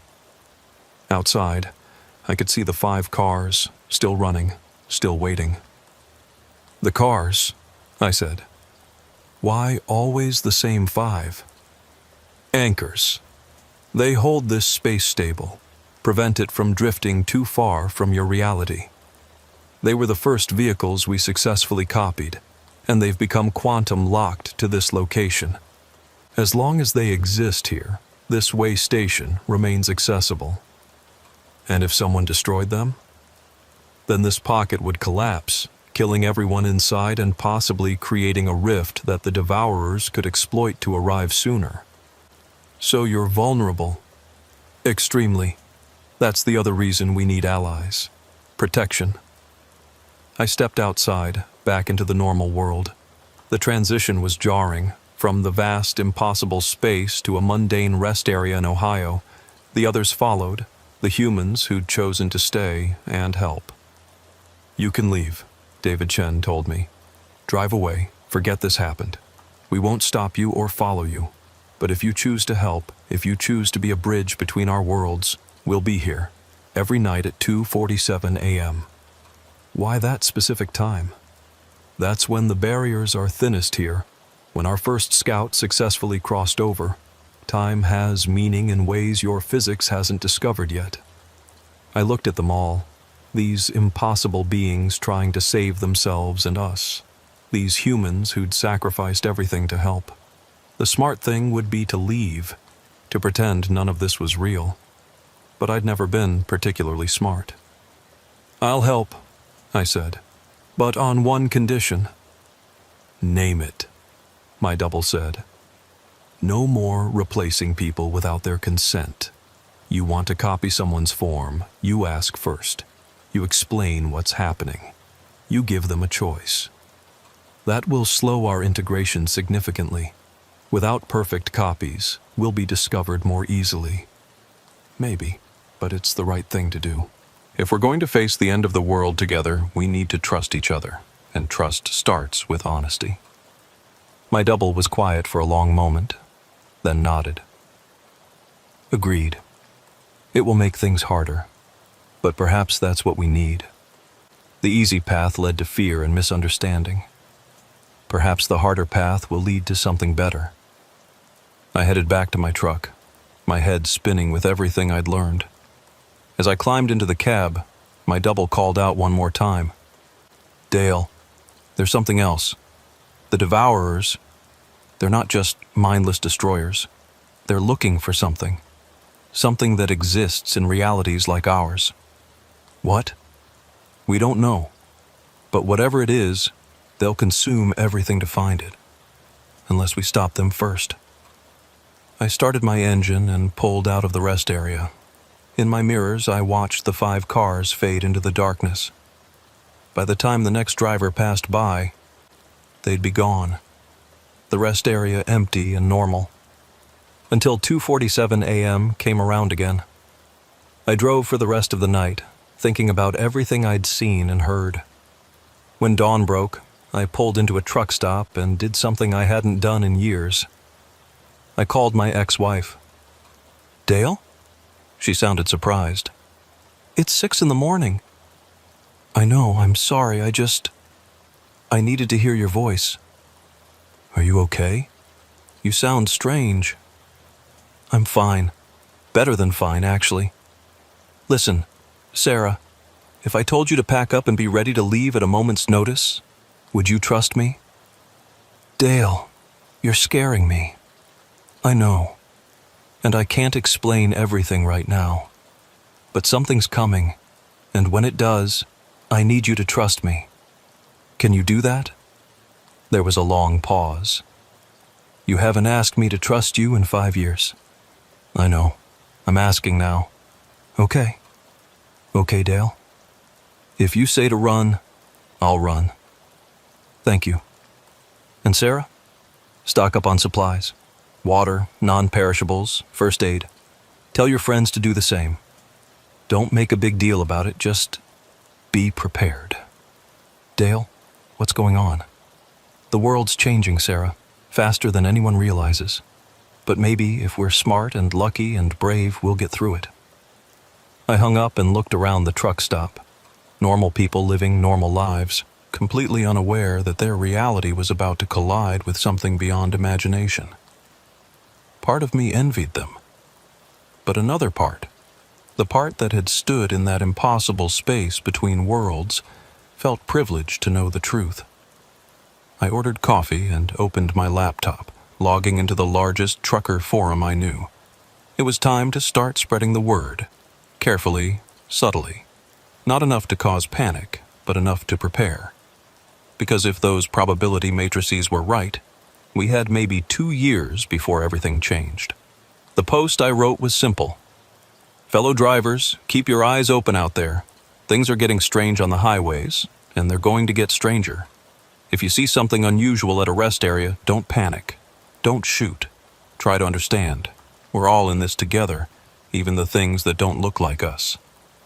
The road ahead is going to be rough, but if we help each other, we might just make it through. Keep your tanks full, your loads secure, and watch out for each other. The convoy's about to get a lot bigger." Within an hour, the responses started coming in. Other drivers sharing their own strange encounters, asking questions, offering support. The network was activating, the underground railroad of information that had connected truckers for generations. I closed the laptop and got back on the road. There were still deliveries to make, miles to cover, normal life to maintain. But now I had a second job, preparing for the impossible, building bridges between worlds, and helping humanity get ready for the greatest challenge we'd ever faced. The Devourers were coming, but we wouldn't face them alone. We had allies, strange as they might be. And if a bunch of truckers could accept the impossible and work with beings from another reality, maybe the rest of humanity could too. The highway stretched out before me, endless and full of possibilities. Somewhere out there, at rest areas and truck stops across the country, first contact was happening over and over again. Some encounters would go badly, driven by fear and misunderstanding, but others would go right, building the connections we'd need to survive. I thought about that rest area at mile marker 142, appearing night after night at 2:47 a.m. A doorway between worlds, a bridge between species, a hope for survival in the face of annihilation. It had started as a source of terror, but now I understood it for what it really was, a lifeline. The radio crackled to life. "Breaker, breaker, this is Missouri Mike. Anyone else seeing these convoys of identical trucks? Must be 30 of them, all moving in perfect sync." I picked up the handset. "This is Ohio Dale. I see them too, Mike. Don't worry about it. They're friendlies." "Friendlies? Dale, what the hell's going on out here?" "The world's getting bigger, Mike. Bigger and stranger and more dangerous than we ever imagined. But we're adapting. We're surviving. We're finding new roads through the dark." "You sound like you know something." "I know enough. Keep your eyes open, Mike. Watch for the signs. And if you find yourself at a rest area at 2:47 a.m. and see something impossible, don't run. Stop and listen. You might be surprised by what you learn." I hung up the handset and kept driving. In my mirrors, I could see them now, the other trucks moving in formation, some driven by humans who knew the truth, others by beings learning to be human. All of us heading toward an uncertain future, but at least heading there together. The rest area would be there tonight, and every night, waiting for the next person brave enough to stop and see beyond the fear. Each one who did increased our chances, even if only by a fraction of a percent. And maybe, just maybe, those fractions would add up to survival. The sun was fully up now, painting the Ohio countryside in gold and green. It was beautiful, worth fighting for, worth saving. Both our species had found something worth protecting in this reality, and that gave me hope. Because if there's one thing truckers understand, it's that the longest journeys are made 1 mile at a time. And we had a very long journey ahead of us, but at least we wouldn't be traveling alone. My name's Randy Bowman, and I've been hauling freight across the Midwest for 18 years. 18 years of following the same routes, stopping at the same truck stops, seeing the same faces behind the same counters. You develop a rhythm after that long, a sense of what's normal and what ain't. That's why I knew something was wrong the moment my GPS started acting up on that foggy Tuesday night in rural Indiana. I was running a load of frozen goods from Fort Wayne to Evansville, a straight shot down US 41 that I'd made probably 50 times before.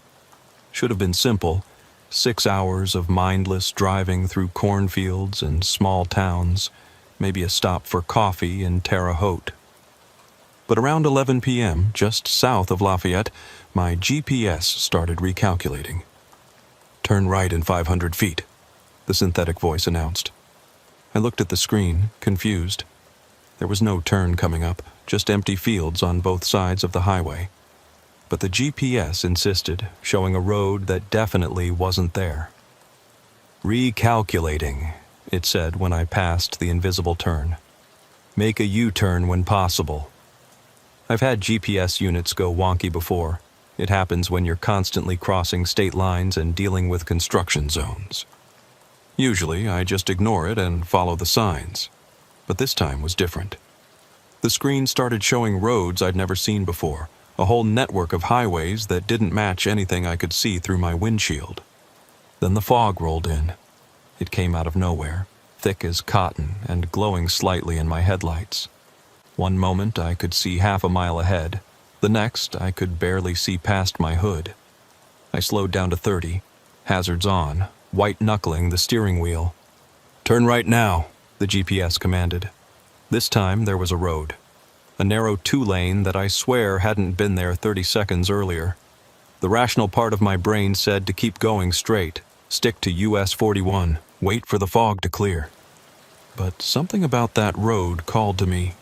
Maybe it was the way it seemed to glow slightly in the fog, or maybe it was just curiosity about where my malfunctioning GPS thought I should go.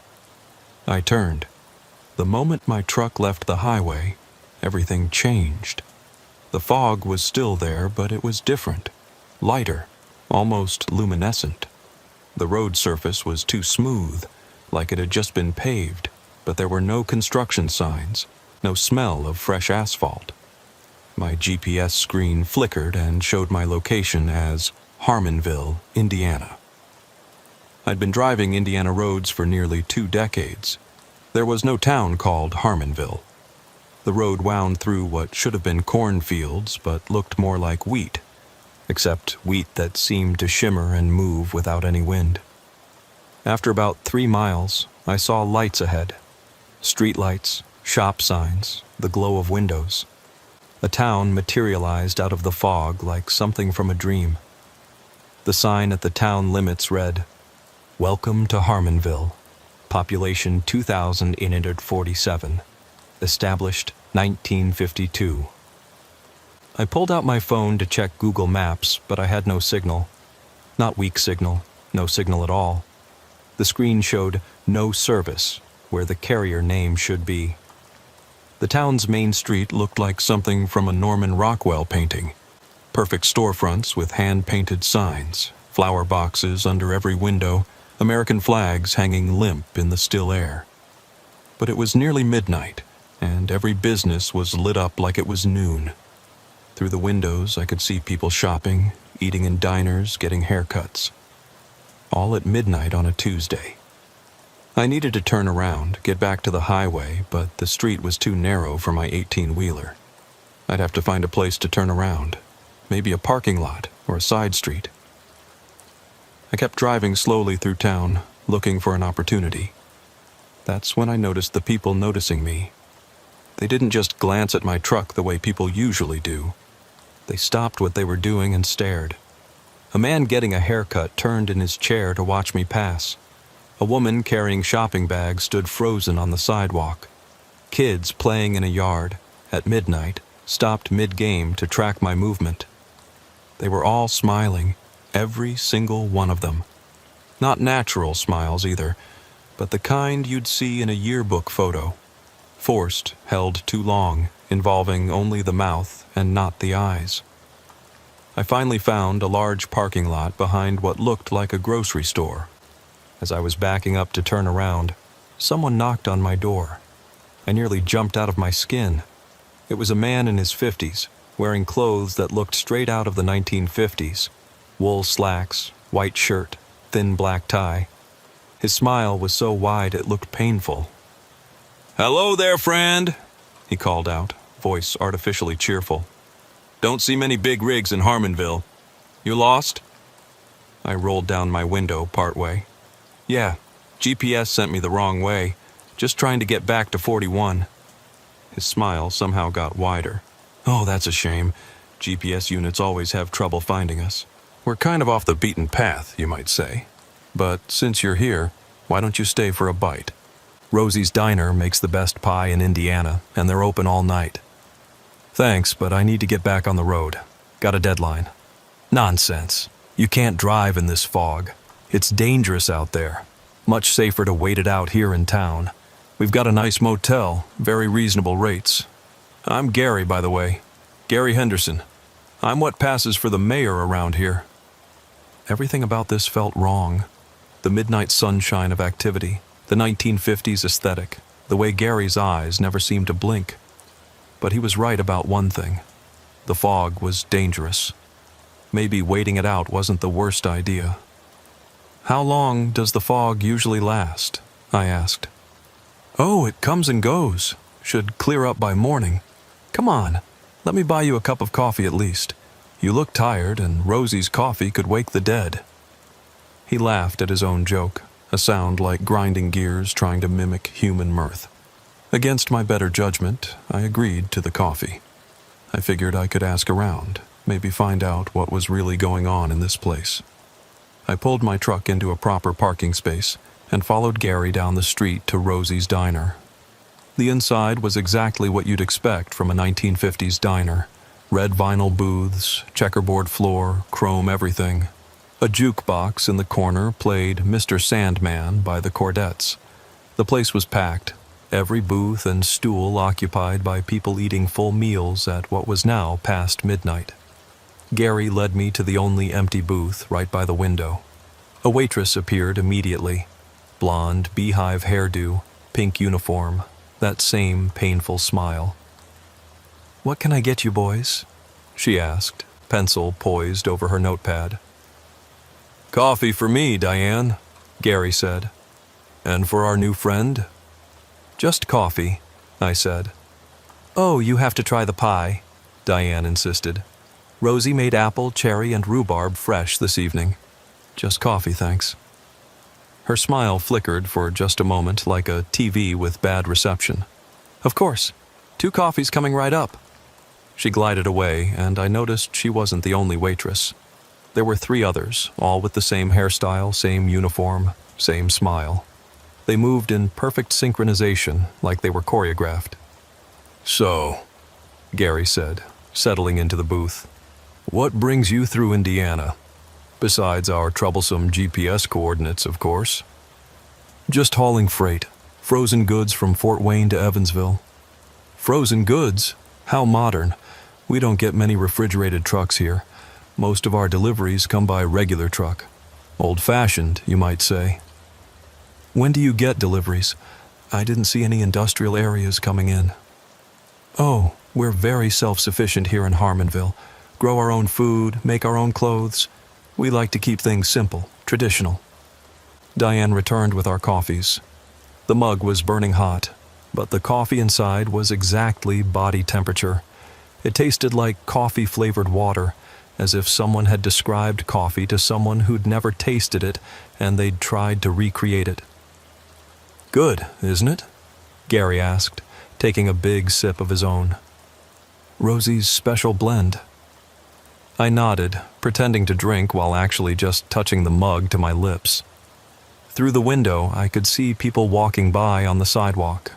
They all moved at exactly the same pace, arms swinging at identical angles like a parade of wind-up toys. "Gary," I said carefully, "what year do you think it is?" He laughed that grinding gear laugh again. "What year? Why, it's 2024, of course. Though sometimes it does feel like time moves differently here in Harmonville. Slower, you might say. More peaceful. But everything here looks like it's from the 1950s. We appreciate the classics. Good, wholesome values. None of that modern nonsense with everyone staring at their phones, ignoring their neighbors. Here in Harmonville, we take care of each other. We're one big happy family." A bell chimed, and everyone in the diner turned to look at the door in perfect unison. A young couple walked in, the man in a Letterman jacket, the woman in a poodle skirt. They waved at the room, and everyone waved back with identical motions. "Tommy! Sandra!" Gary called out. "Come meet our visitor." They walked over, holding hands, smiling those painful smiles. Up close, I noticed something odd about their skin. It was too perfect, no pores, no blemishes, like they were made of wax. "Pleased to meet you," Tommy said, extending his hand. His handshake was firm but wrong. His hand was the same temperature as the coffee, exactly body temperature. and his skin felt like latex. "Randy," I managed. "Nice to meet you too." "Are you staying long?" Sandra asked. Her voice had a slight echo, like two people speaking in almost perfect unison. "Just until the fog clears." "Oh, that could be a while," she said, her smile never wavering. "The fog likes to linger around Harmonville. Sometimes it stays for days, weeks even. But that's okay. We have everything you could need right here." "My delivery can wait," Gary interrupted. "Your company will understand. Weather delays happen all the time. Besides, when's the last time you took a real break? Enjoyed some genuine hospitality?" The bell chimed again. This time, a family of 5 entered. Parents and 3 children, all dressed like they'd stepped out of a 1950s catalog. The children moved with the same synchronized precision as the adults, their smiles just as wide and empty. "I should really check on my truck," I said, starting to stand. Gary's hand shot out and grabbed my wrist. His grip was impossibly strong, and his skin felt even more artificial up close. Now, he said, his smile never faltering. "You just got here. It would be rude to leave so soon. Besides, your truck is perfectly safe. Nothing bad ever happens in Harmonville." I pulled my hand free and stood up anyway. "Thanks for the coffee. I'll grab a room at that motel you mentioned and head out first thing in the morning." "The Harmonville Motor Lodge," Gary said, bouncing up as well. "Excellent choice. I'll walk you over. Make sure you get the best room." "I can find it." "Nonsense. What kind of mayor would I be if I didn't personally ensure our visitors were comfortable?" We left the diner, and I noticed everyone watched us go, their heads turning in perfect synchronization to track our movement. Outside, the fog had gotten thicker, reducing visibility to maybe 20 feet. The street lights created halos of light that seemed to pulse slightly, like a heartbeat. The motel was 2 blocks away, a single-story building with doors facing a parking lot. The neon sign buzzed and flickered. Harmonville Motor Lodge, vacancy. Given how many people I'd seen in town, I found it hard to believe they got many visitors. The office was manned by an elderly woman who could have been Diane's grandmother. Same hairstyle, same smile, same uniform, but in blue instead of pink. "Room for one?" she asked before we'd even gotten through the door. "Yes, just for tonight," I said. "Oh, we'll see about that," she said, with what I think was supposed to be a playful wink. "Harmonville has a way of growing on people. Some folks come for a night and stay for years." She handed me a key, an actual metal key, not a card, attached to a diamond-shaped plastic tag with Room 7 embossed on it. "That'll be $12, she said. $12? For the whole night? We like to keep prices reasonable here. None of that big city gouging." I handed her a 20, and she gave me back exactly 8 $1 bills, all crispy and new, all from 1952. I looked at them closely. They were real, just old, or perfectly reproduced. "Gary, the man needs his rest," the woman said. "You can give him the full tour tomorrow." "Of course, Mrs. Patterson. Sleep well, Randy. Tomorrow you'll see why Harmonville is the best-kept secret in Indiana." They both stood there, smiling, waiting for me to go to my room. I walked down the row to Room 7, unlocked the door, and stepped inside. The room was exactly what you'd expect from a 1950s motel. Twin bed, small TV with rabbit ears, rotary phone on the nightstand. Everything was clean, but felt frozen in time. I looked out the window and saw Gary and Mrs. Patterson still standing in the same spot, facing my room, smiling. They stood there for 5 more minutes before finally walking away in perfect synchronization. I sat on the bed, trying to process what I'd stumbled into. This wasn't just some quirky small town with a retro theme. Something was fundamentally wrong with Harmonville and everyone in it. The way they moved, the way they talked, the way their skin felt. None of it was quite human. I tried my phone again. still no signal. The room phone had no dial tone. The TV, when I turned it on, only showed static on every channel except one, which played a loop of what looked like a local Harmonville news program from 1955. I needed to get out of here, fog or no fog. I grabbed my keys and opened the door. The entire town was standing in the parking lot. Every person I'd seen in the diner, on the street, everyone. They stood in perfect rows, all facing my room, all smiling those terrible smiles. In the center of the crowd was Gary, still in his 1950s attire. "Going somewhere, Randy?" he asked, his voice carrying clearly across the distance. "The night's not safe for traveling. So much can go wrong on unfamiliar roads. Accidents happen. People disappear. Sometimes they're never found." "Sometimes," the crowd said in perfect unison, "they find a better place." "A happier place," Gary continued. "A harmonious place," the crowd responded. "Come back inside, Randy. Rest. Tomorrow you'll understand everything. Tomorrow you might even decide to stay." "Everyone stays," the crowd chanted. "Everyone stays in Harmonville." I stood frozen in my doorway, keys clutched in my hand as the crowd continued to stare and smile. Then, as if responding to some unheard signal, they all turned and walked away, dispersing into the fog in perfect formation. I went back inside and locked the door, shoving the chair under the doorknob for good measure.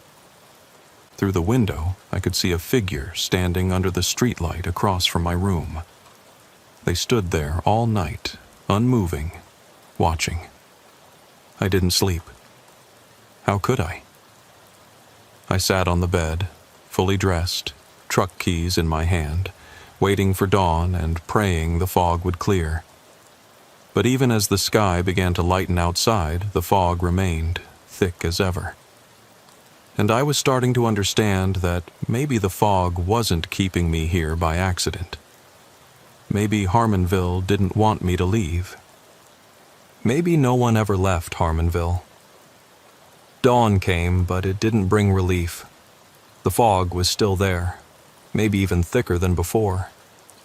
Through my motel room window, I could see Main Street coming to life, if you could call it that.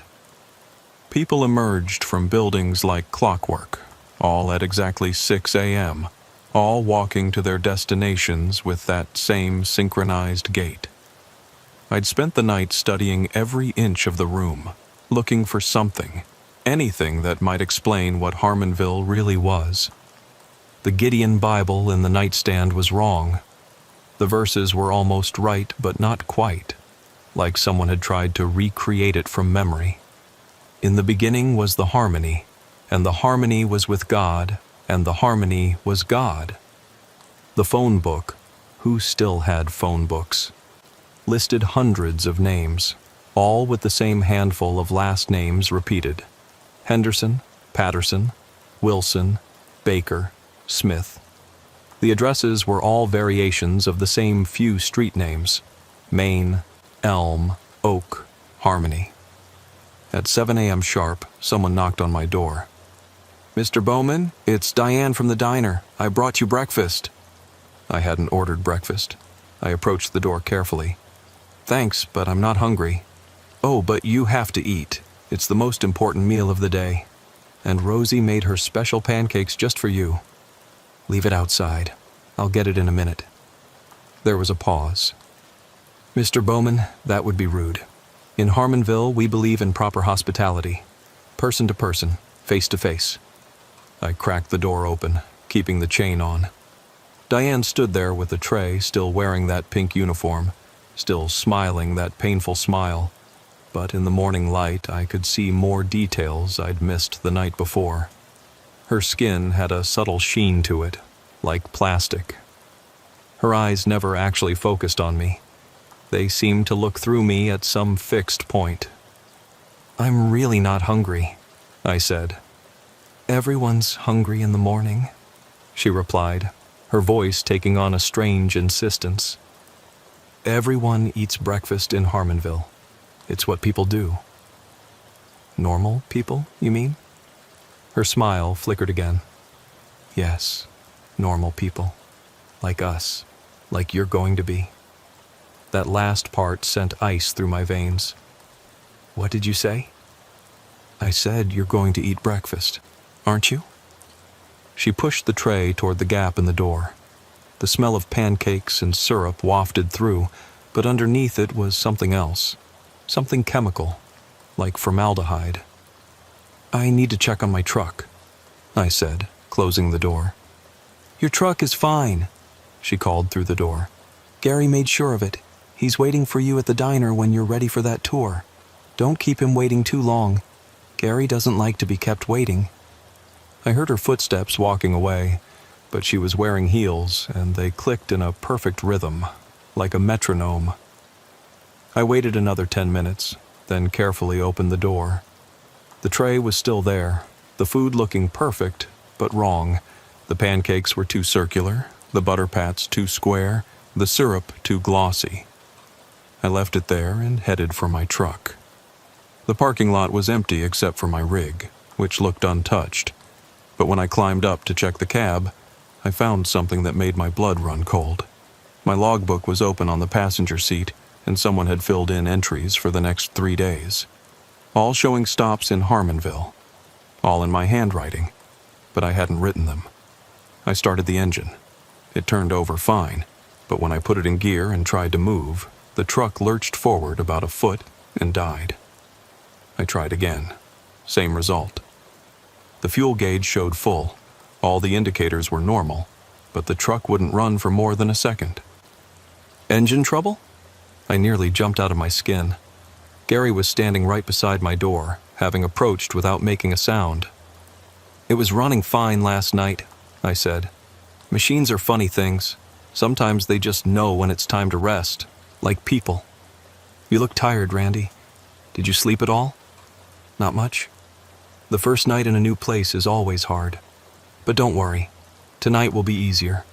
Tomorrow even more so. By the third night, you'll sleep like a baby. Everyone does. I need to call my dispatcher, let them know about the delay. Oh, I'm afraid our phone lines are down. The fog, you know, interferes with all sorts of communications. But don't worry, I sent a message on your behalf. Your company knows you're safe and sound in Harmonville. How? How did you send a message if the phones are down? His smile widened impossibly. We have our ways. Now come on. Let me show you around properly. You'll love our town once you get to know it. I climbed down from the truck, mainly because I wanted to keep Gary in sight. He led me down Main Street, pointing out shops and buildings with the enthusiasm of a proud parent. There's Wilson's Hardware, been in the same family for 3 generations. And Baker's Bakery. Yes, the baker's name is Baker. Isn't that delightful? Oh, and our library. You must see our library. The library was a small brick building that looked older than the supposed 1952 founding date of the town. Inside, it was dead silent, despite having at least a dozen people reading at tables. They all looked up when we entered, smiled in unison, then returned to their books. I walked over to one of the shelves and pulled out a random book. The cover said To Kill a Mockingbird, but when I opened it, every page was blank. I tried another, The Great Gatsby. Also blank. Every book I checked was the same. Real covers, empty pages. We prefer to tell our own stories here, Gary said, suddenly right behind me. Outside stories can be so disruptive. These aren't books, they're props. They're possibilities, he corrected, waiting to be filled with better stories, harmonious stories. Gary, what is this place? Really? He tilted his head at that unnatural angle. It's home, Randy. It's where people come to be happy, to be part of something greater than themselves. People don't come here. You trap them here. Trap is such an ugly word. We invite. We welcome. We integrate. And if I want to leave, why would you want to leave? Everything you need is here. Food, shelter, community, purpose. My purpose is delivering frozen goods to Evansville. Such a small purpose. Here, you could be part of maintaining harmony itself. You could help others find their way here, just as you found yours. I didn't find my way. My GPS malfunctioned. Gary laughed. GPS, coincidence, fate. Does it matter what we call it? You're here now. That's what matters. We left the library and continued the tour. Every person we passed greeted us with the same phrase, "Beautiful morning in Harmonville." Even the children who should have been in school were walking the streets, shopping with their parents, all wearing those perfect smiles. "Don't the kids go to school?" I asked. "Every day is school in Harmonville. We learn from each other constantly. Traditional education is so limiting, don't you think?" We passed by what should have been the town limits, but the road just ended at a wall of fog. Beyond it, I couldn't see anything. Not fields, not forest, just impenetrable white. "Where does the fog come from?" I asked. "It's always been here," Gary said. "As long as Harmonville has existed, the fog has protected us, kept us safe from the chaos outside, and kept people from leaving. People don't want to leave once they understand, once they become part of the harmony." "What does that mean exactly? Becoming part of the harmony?" Gary's smile somehow got even wider. "Let me show you." He led me to a building I hadn't noticed before. Or maybe it hadn't been there before. It was larger than the others, with no windows and a single door. The sign above read, Harmonville Community Center. Inside was a single vast room with a stage at one end. The walls were covered in photographs, hundreds of them, all showing people at various town events. But in every photo, everyone had the same expression, the same posture, the same smile. "We gather here every evening," Gary explained. "The whole town. We share our experiences, our thoughts, our feelings. We synchronize." Synchronize? "We ensure everyone is in harmony. No conflicts, no disagreements, no discord, just perfect unity." On the stage was a strange device. It looked like a cross between an old radio transmitter and a pipe organ. Wires ran from it into the walls, disappearing into the structure of the building. "What is that?" I asked. "The harmonizer. Our founder, Dr. Eugene Hartwell, invented it in 1952. He was a visionary, understood that human conflict came from individual thought, individual desire. But if everyone thought together, wanted together, moved together, imagine the peace, Randy. Imagine the perfection. That's not peace. That's mind control." Such dramatic words. It's harmony. It's unity. It's what humanity was meant to be before ego and selfishness corrupted us. I backed toward the door, but it had closed behind us. "You're all being controlled by that machine? We're all connected through it. One mind, many bodies. One purpose, many hands to achieve it. And soon, Randy, you'll understand. Tonight, at the gathering, you'll experience true harmony for the first time." "I'm not going to any gathering." "Oh, but you are. Everyone in Harmonville attends the gathering. It's what we do. It's who we are." I pushed past him and grabbed the door handle. It wouldn't budge. "The door will open when it's time," Gary said calmly. "Everything happens when it's time in Harmonville. You can't keep me prisoner." "Prisoner? You're our guest, our newest friend, soon to be our newest family member. You should be honored. Not everyone gets invited to Harmonville. Only those who are already searching for something. Those who are already lost." "I wasn't lost. I was following my GPS. Your GPS, which mysteriously led you to a town that doesn't appear on any map. A town that shouldn't exist but does. Doesn't that seem like more than coincidence to you?" The door suddenly clicked open. Outside, the fog had rolled back slightly, and I could see the entire population of Harmonville walking toward the community center, all in perfect step, all with those empty smiles. "The gathering is beginning," Gary said. "Your attendance is requested." I bolted, ran as fast as I could toward the parking lot where my truck was. But the streets had changed. Where the motel should have been was now a park. Where my truck had been parked was now a fountain. The layout of the entire town had shifted while I was inside the community center. "Looking for something?" Diane stood behind me, still in her waitress uniform, but now there were dozens of her. Not similar-looking women, but exact duplicates, all standing in a circle around me. "We thought you might try to run," they said in unison. "People always do at first, but there's nowhere to go, Randy. Harmonville is all there is now. My truck is being harmonized," all the Dianes said. "Soon it will run only on Harmonville roads, stop only at Harmonville stops. Like you, it will find its purpose here." The crowd from the community center was approaching now, hundreds of people moving as one organism. In the center was Gary, carrying something that looked like a crown made of the same wires that connected to the harmonizer. "It's time, Randy," he called out. "Time to stop fighting. Time to stop being alone. Time to join the harmony." They were closing in from all sides. I looked for any escape route, any gap in the crowd, but there was none. They moved with perfect coordination, cutting off every possible exit. "You'll thank us," Gary said, now just a few feet away. "Everyone does, once they understand.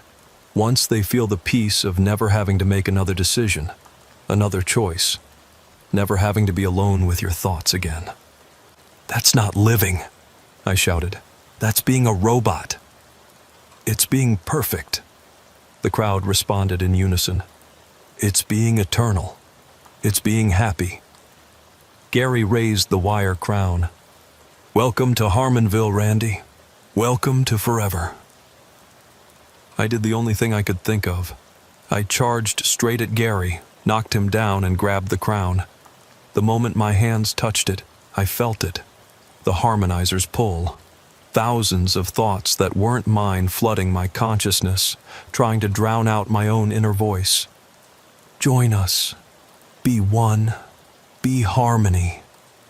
I threw the crown as hard as I could and ran toward the community center. If that machine was controlling them, maybe destroying it would break their hold. The crowd followed, but their perfect synchronization was slightly off now, like I'd introduced a discordant note into their symphony.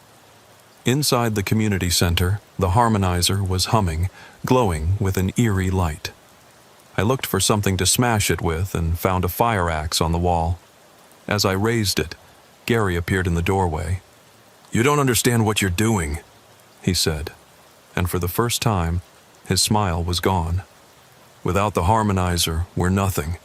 We'll return to chaos, to pain, to loneliness. You'll return to being human. Human is overrated.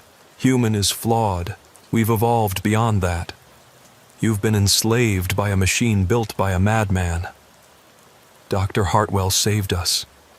In 1952, this town was dying, economically failing, people leaving, families breaking apart. He gave us unity. He gave us purpose. He turned you into puppets." I swung the axe at the harmonizer. It connected with a shower of sparks, and the machine let out a sound like 1,000 voices screaming in unison. The lights flickered, and I heard the crowd outside cry out in confusion. "No!" Gary lunged at me, but his movements were jerky now, uncoordinated. "You don't know what you're releasing!" I swung again and again. The harmonizer cracked, split, began to smoke. With each blow, I heard more voices, not the synchronized speech of the crowd, but individual voices, confused, frightened, angry. "What's happening? Where am I? How long have we? My children, where are my children?" The machine finally shattered completely, and the lights went out. In the darkness, I heard Gary sobbing. 70 years, he whispered. 70 years of peace, and you've destroyed it all. Emergency lighting kicked in, dim but enough to see. Gary was on his knees, looking at his hands like he'd never seen them before. He looked older now, his face lined with age that the permanent smile had hidden. "I was 23 when Dr. Hartwell turned on the machine," he said. "Fresh out of college, newly elected mayor, the youngest mayor in Indiana history. I was going to save this town. Instead, I let him turn us into this. You're free now," I said. "Free?" He laughed bitterly. "Look outside." Through the open door, I could see chaos, people wandering aimlessly, crying, shouting, fighting. 70 years of suppressed emotions all released at once. Families discovering their children had never aged, had never grown up. People realizing they'd lost decades of their lives to a collective dream. "The fog," Gary said. "It wasn't keeping you in.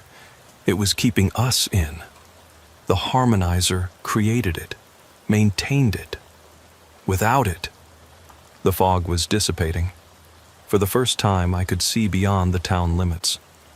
But what I saw made no sense. Harmonville sat in a perfect circle of 1950s architecture. But beyond that circle was nothing but empty field. No roads leading in or out. No connection to the outside world at all. "We're not in Indiana anymore, are we?" I asked.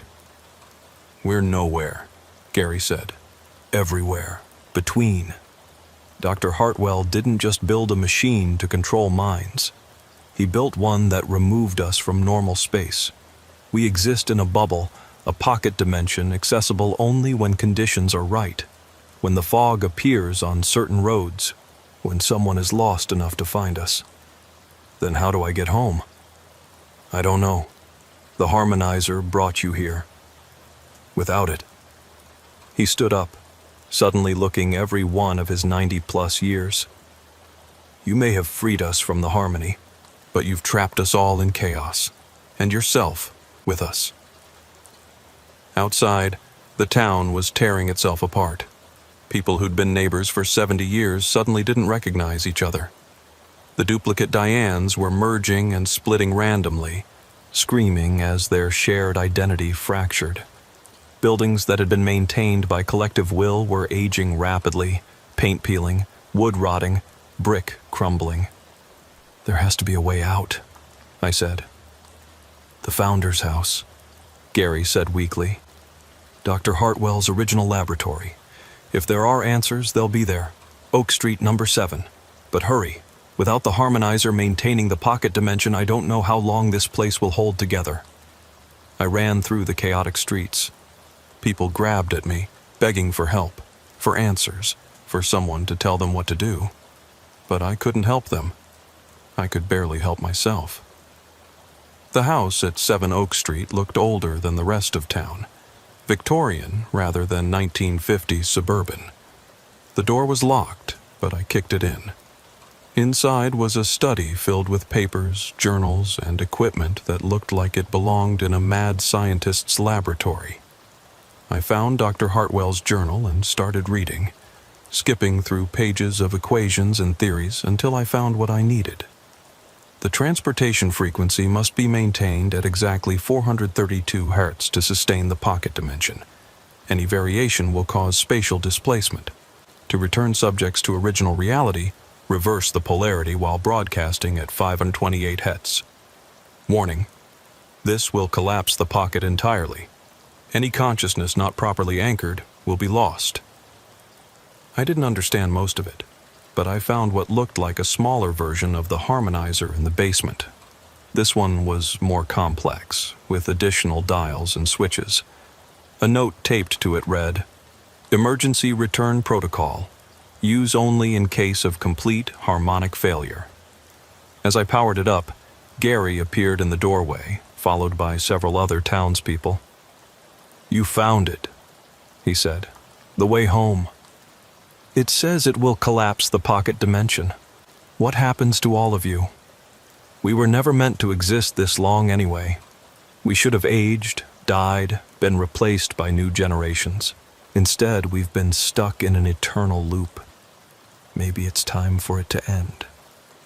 There has to be another way. There isn't." Diane appeared, Just one of her now, looking confused and frightened, but more human than I'd ever seen her. We felt it when the harmonizer broke. We're not real anymore. We're echoes, sustained by a machine that no longer exists. Use the device. Go home. Let us finally rest. The building shook. Through the window, I could see the edge of town dissolving, turning to static like a TV losing signal. It's collapsing anyway, Gary said. At least this way you get out. Someone should. Someone should remember Harmonville, even if it's just as a cautionary tale. I set the device to 528 Hz and reversed the polarity as the journal instructed. The machine hummed to life, sending out a pulse that made my teeth ache. "Thank you," Gary said, and for the first time his smile seemed genuine. "For freeing us, for ending the harmony. It wasn't living, what we were doing. It was just existing." The pulse grew stronger. The walls became transparent, and I could see my truck somehow superimposed over the house like a double exposure. The townspeople were fading, becoming translucent. "Remember us," Diane called out as she disappeared. "Remember that we were real once?" The last thing I saw was Gary, age reversing rapidly until he was that 23-year-old mayor again, full of hope and plans to save his town. He nodded once, then was gone. Reality snapped back like a rubber band. I was sitting in my truck on the shoulder of US 41, engine running, dashboard clock showing 11:03 p.m., only 3 minutes after I'd turned onto that impossible road. The fog was gone. My GPS showed my location clearly, and I had full cell signal. I drove the rest of the way to Evansville in a daze, delivered my load, and filed a report about GPS malfunction causing a minor delay.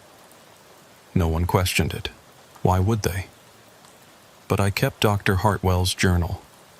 It had somehow made the transition with me, the only proof that Harmonville ever existed.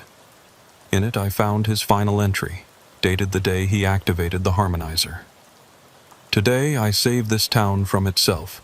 No more conflict, no more suffering, no more individual pain. They will resist at first, but soon they will understand. In harmony, there is peace. In unity, there is purpose. And in eternity, there is no more loss. Harmonville will be perfect forever." He was wrong, of course. Perfection that's forced isn't perfection at all. It's a prison with prettier bars. I thought that was the end of it.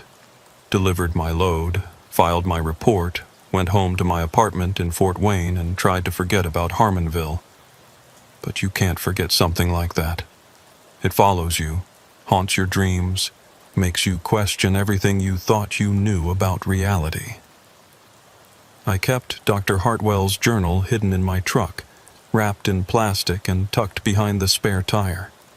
Sometimes I'd pull it out at rest stops and read passages, trying to understand the science behind what he'd done. Most of it was beyond me. Talk of dimensional frequencies and consciousness resonance and harmonic convergence points. But some parts were disturbingly clear. He'd mapped what he called thin places all across the Midwest, spots where reality was malleable, where the right frequency could punch a hole between dimensions. There were dozens marked on his hand-drawn maps. Rest areas, abandoned towns, stretches of highway where people regularly reported strange experiences. Harmonville had been his first success, but apparently he'd had bigger plans. 3 weeks after my escape from Harmonville, I was hauling a load of agricultural equipment from Indianapolis to Cedar Rapids. It was a routine run on I-380, one I'd done many times. But as I passed through a rural stretch of highway near Waterloo, my radio started acting up. Static at first, then voices. Not DJ chatter or commercials, but conversations. People talking about their day, about the weather, about their families. Normal stuff, except it was all happening simultaneously. Dozens of voices overlapping in a chaotic symphony. And underneath it all, a rhythm, a pulse. Familiar. I checked my GPS. It was glitching again, showing roads that didn't exist, towns that shouldn't be there. One name kept appearing and disappearing on the screen. New Harmonville. My hands tightened on the wheel. It wasn't possible. I'd destroyed the harmonizer. I'd watched Harmonville collapse, but the voices on the radio were getting clearer, and I recognized one of them. Randy? Randy Bowman? If you can hear this, please respond. This is Gary Henderson. I grabbed the CB handset. Gary? That's impossible. You disappeared. The whole town collapsed. Not disappeared, Randy.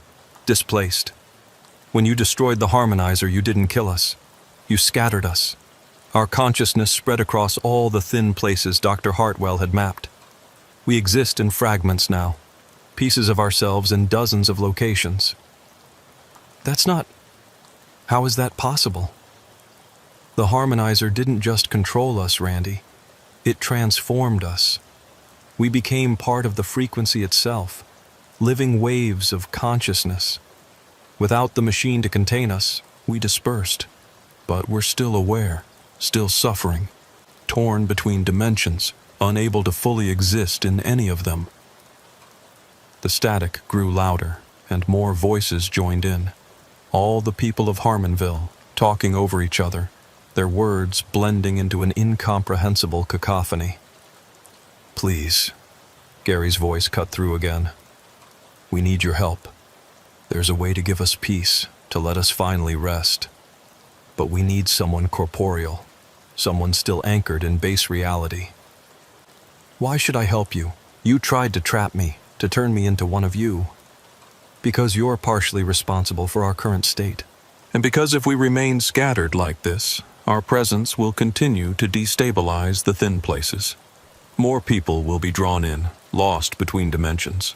The fog will spread. As if responding to his words, wisps of fog began forming along the highway despite the clear afternoon weather. Other truckers were slowing down, confused by the sudden change. I could see some of them reaching for their radios, probably hearing the same voices I was. What do you need me to do? I asked. Dr. Hartwell had a contingency plan, a way to properly disperse consciousness without leaving fragments. It's in his laboratory, but not the one you found. His real laboratory, the one that exists between dimensions.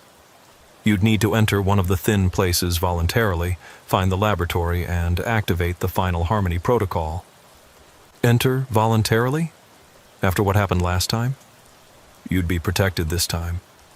You know what you're dealing with now. And you have the journal. Page 73 describes how to maintain dimensional anchor while traversing thin places. It requires a specific mental frequency, a way of thinking that keeps you tethered to your reality. I pulled over at the next rest stop and found page 73. The instructions were complex, but seemed to boil down to maintaining a constant internal narrative, a running monologue of who you are, where you're from, and where you're going. The moment you stop asserting your reality, you become susceptible to dimensional drift. Even if I wanted to help, I said into the CB, how would I find this laboratory? We can guide you. Our consciousness extends through all the thin places now. We can feel the laboratory's presence.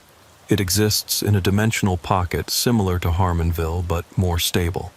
Dr. Hartwell built it as his control center, the hub from which he planned to expand his harmony across the entire Midwest. Expand? He wanted to do this to more towns? He wanted to do it to all towns, to create a network of harmonized communities, all linked, all thinking as one. He believed it was the next step in human evolution. The laboratory contains the master controls for his entire planned network. The fog was getting thicker. I could see other drivers getting out of their vehicles, looking confused and frightened. If I didn't do something, they might get pulled into whatever remained of Harmonville's influence. Where's the nearest entry point? I asked. Mile marker 247 on I-380. There's an abandoned rest area there, closed since 1987. The fog will be thickest at 11:47 p.m. That's when the dimensional frequency aligns. But Randy, Once you enter, you'll have exactly 1 hour before the alignment shifts. If you're not out by then, I'll be stuck between dimensions like you. Worse, without the protection of harmonization, your consciousness would be torn apart. You'd cease to exist entirely. I looked at my watch. It was 3 p.m. Mile marker 247 was about 4 hours away. That gave me time to prepare, to memorize the relevant pages of Dr. Hartwell's journal, to steel myself for what I was about to do. "I'll be there," I said. "Thank you, Randy. And please, hurry. Every moment we exist like this is agony. We're everywhere and nowhere, everyone and no one. We just want it to end." The voices faded, leaving only static.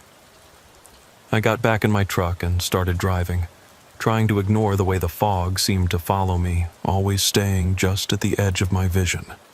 I reached the abandoned rest area just after 11 p.m. It was exactly as Gary had described. A crumbling parking lot overgrown with weeds, restroom buildings with boarded-up windows, rusted picnic tables slowly being reclaimed by nature. The whole place had an aura of wrongness about it, like reality itself was thinner here. I parked my truck and prepared according to the journal's instructions. I wrote my name, birth date, and home address on a piece of paper and put it in my pocket, a physical anchor to my reality. I set my phone to record audio, creating a technological tether. And most importantly, I began the mental mantra. My name is Randy Bowman. I'm from Fort Wayne, Indiana. I drive trucks for Midwest Freight Lines. I'm here to help the people of Harmonville find peace. I will return to my reality when this is done. I repeated it over and over as the fog rolled in. At exactly 11:47, the abandoned rest area changed. The buildings restored themselves, the weeds disappeared, and lights that hadn't worked in decades flickered to life. But it wasn't quite right. The buildings shifted and morphed, existing in multiple states simultaneously, new and old, whole and broken, real and impossible. A path appeared, made of the same luminescent fog that had led me to Harmonville. But this time, I walked it voluntarily, still chanting my mantra. The path led to a building that couldn't exist. It was bigger on the outside than the space available, and its architecture hurt to look at directly. This was Dr.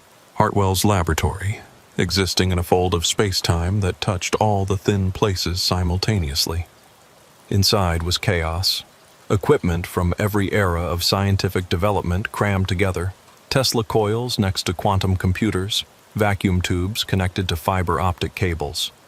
In the center was a massive version of the harmonizer, dozens of times larger than the one in Harmonville, its surface covered in screens showing different locations across the Midwest. "You made it." I spun around. Gary was there, but not quite. He flickered in and out of existence, sometimes solid, sometimes transparent, sometimes multiple versions of himself occupying the same space. "We all felt you arrive," he said, his voice echoing from everywhere and nowhere.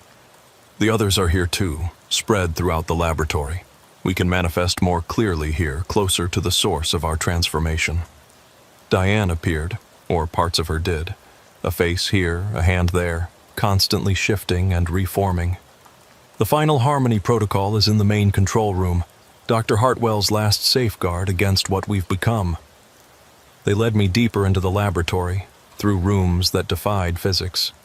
One contained nothing but floating mathematical equations that rearranged themselves as I watched.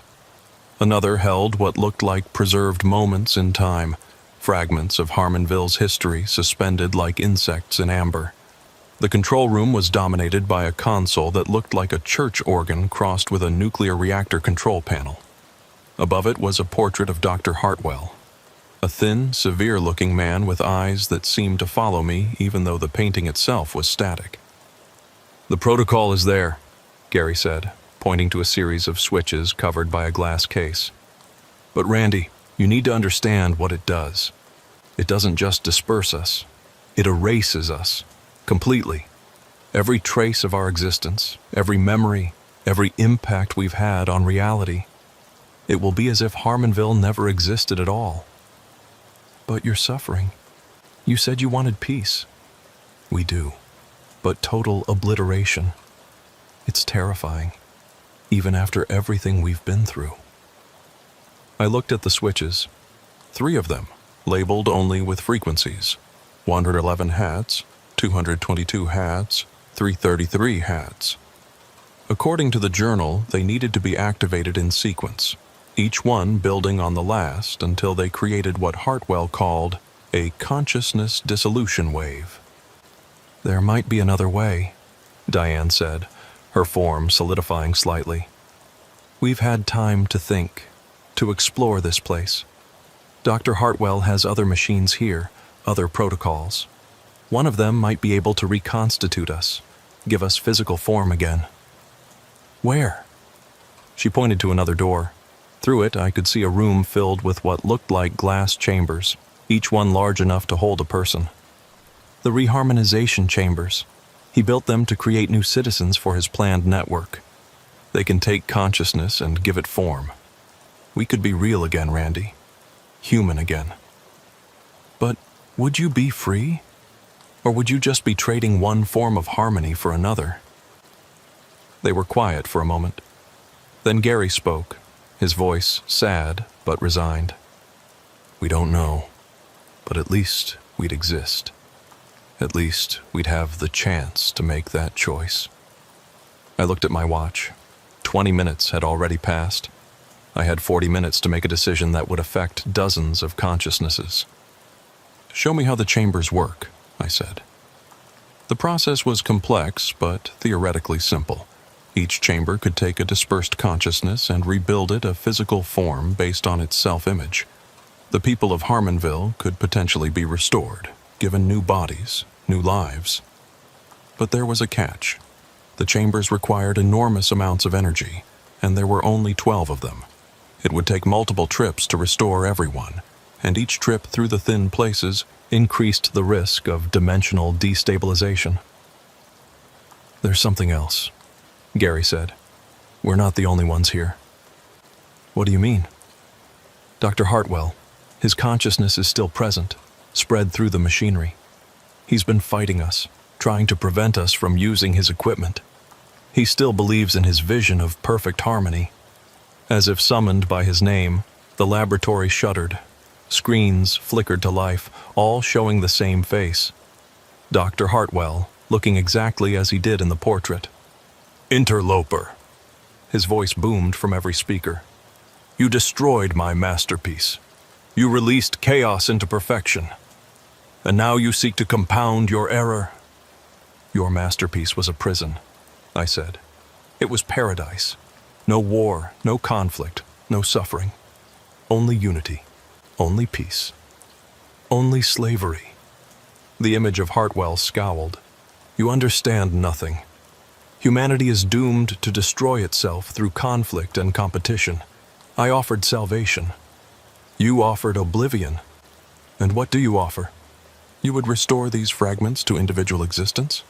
Let them experience pain and loss and death again? That's cruelty, not kindness. The machinery around us began to hum, building to a dangerous pitch. Hartwell was activating something, trying to stop us. The chambers! Gary shouted. He's going to destroy them.